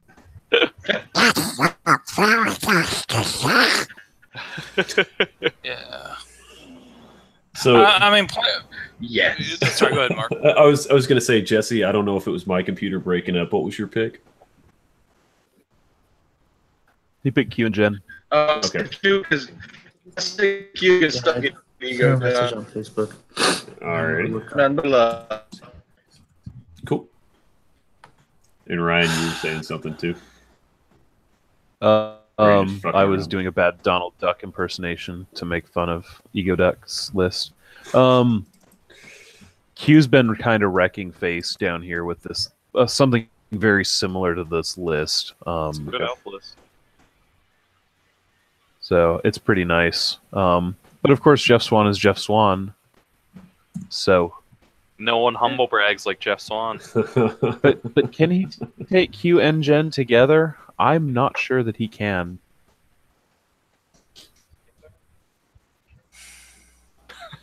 I'm gonna give the edge to Q and Jen, just because it'll piss Jeff off.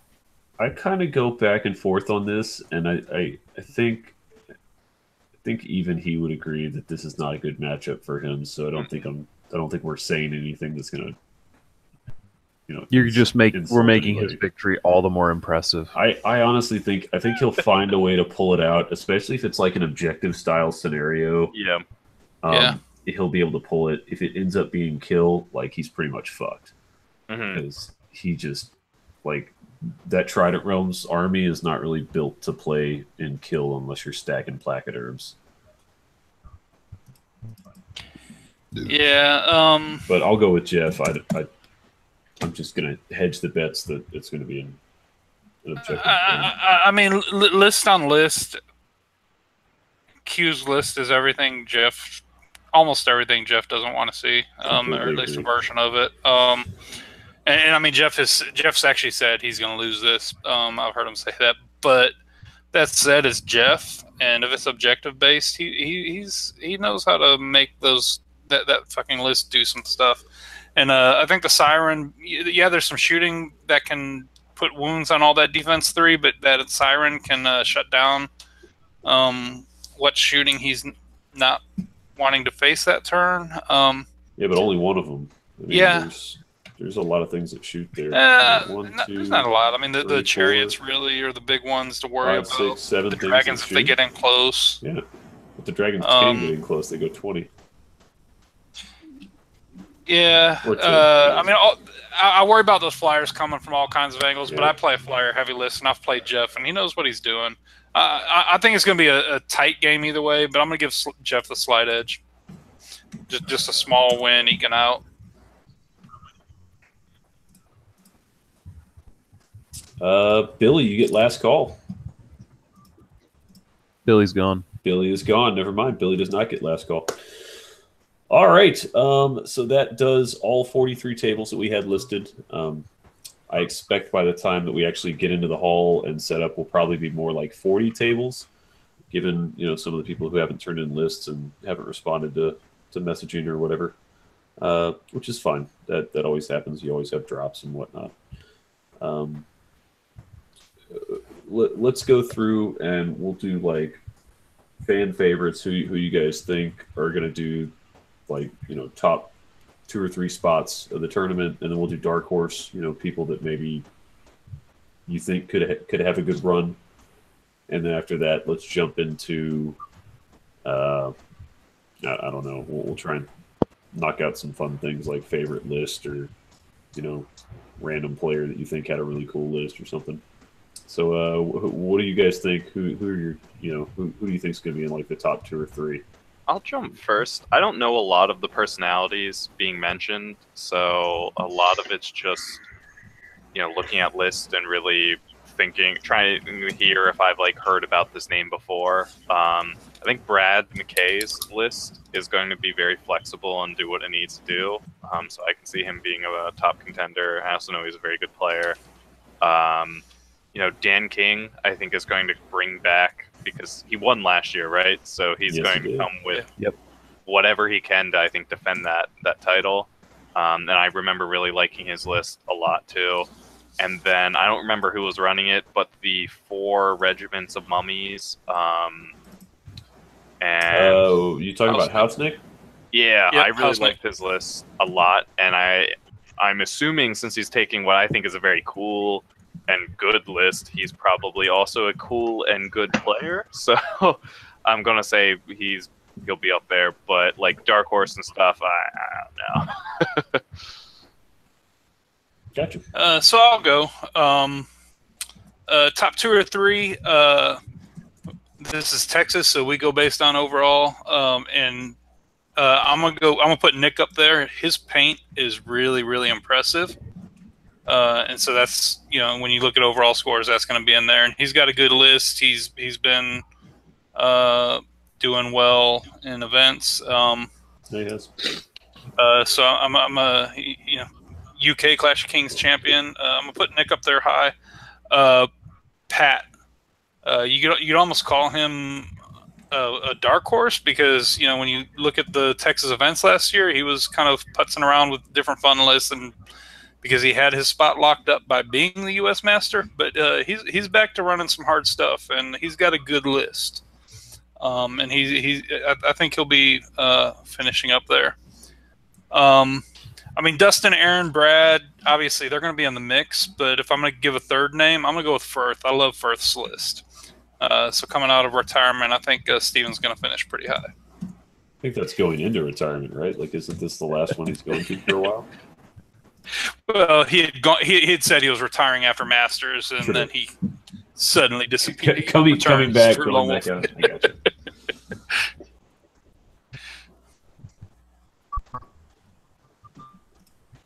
I think it's, and if we're doing dark horse, Philip Kyler. I love that. That was that list, that nasty, filthy Southeast style elf list that we all looked at the list without even knowing him and go, he's from the Southeast, isn't he? Oh yeah.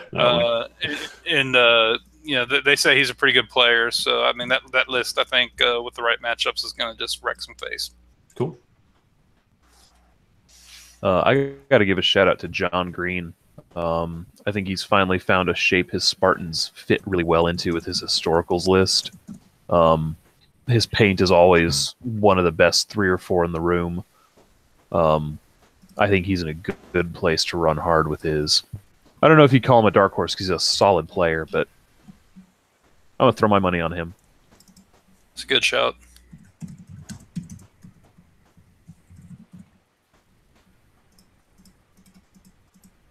Cool. Any lists that you thought were like really good or stood out to you from all the reads that we did? Above and beyond the obvious guys and the ones I already mentioned a minute ago, Jeff Daniels' Salamander's list is pretty solid. Sally's haven't gotten a lot of love, haven't had a lot of high finishes. I know he was second up at Shiloh with it, and I could see him doing well here. It's a nice list. The 3 Ogre Legion list really caught my attention. I liked it a lot. Yeah, I'm glad, because if y'all didn't mention that, I was going to mention that one. I like Clint's list a lot. Yep. I also like that it worked 2 hunters in, because I think hunters are super good. They are good. And they cover the weaknesses of the Legion, aka terrain. They sure do.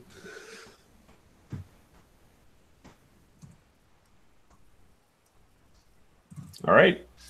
Anybody else? Otherwise, we can cap it out Looks like here. it's just the 4 of us. Yep. Yeah, down to you.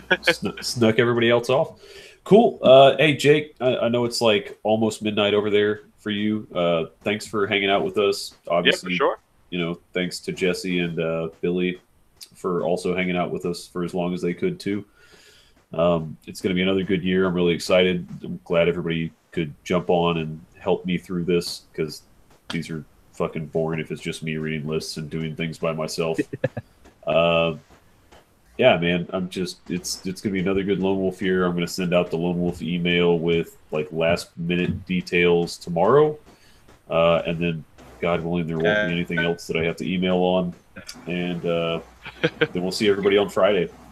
All right, awesome. Have a good tournament, guys. I'm bummed I can't make it. Yeah, we'll get you. We'll get miss you, down here Jake. We'll eventually. miss you, Jesse. Yeah, you'll get me down there. All right, guys. All right, We'll see you see later. y'all in June, Capital City. What's up, Jesse? I'll do for anything. I'll be just the guy that puts in time for always my friends. That's good. We'll get you when we can. All right, folks. We'll see you guys in a week. Yep, deuces. Y'all have fun.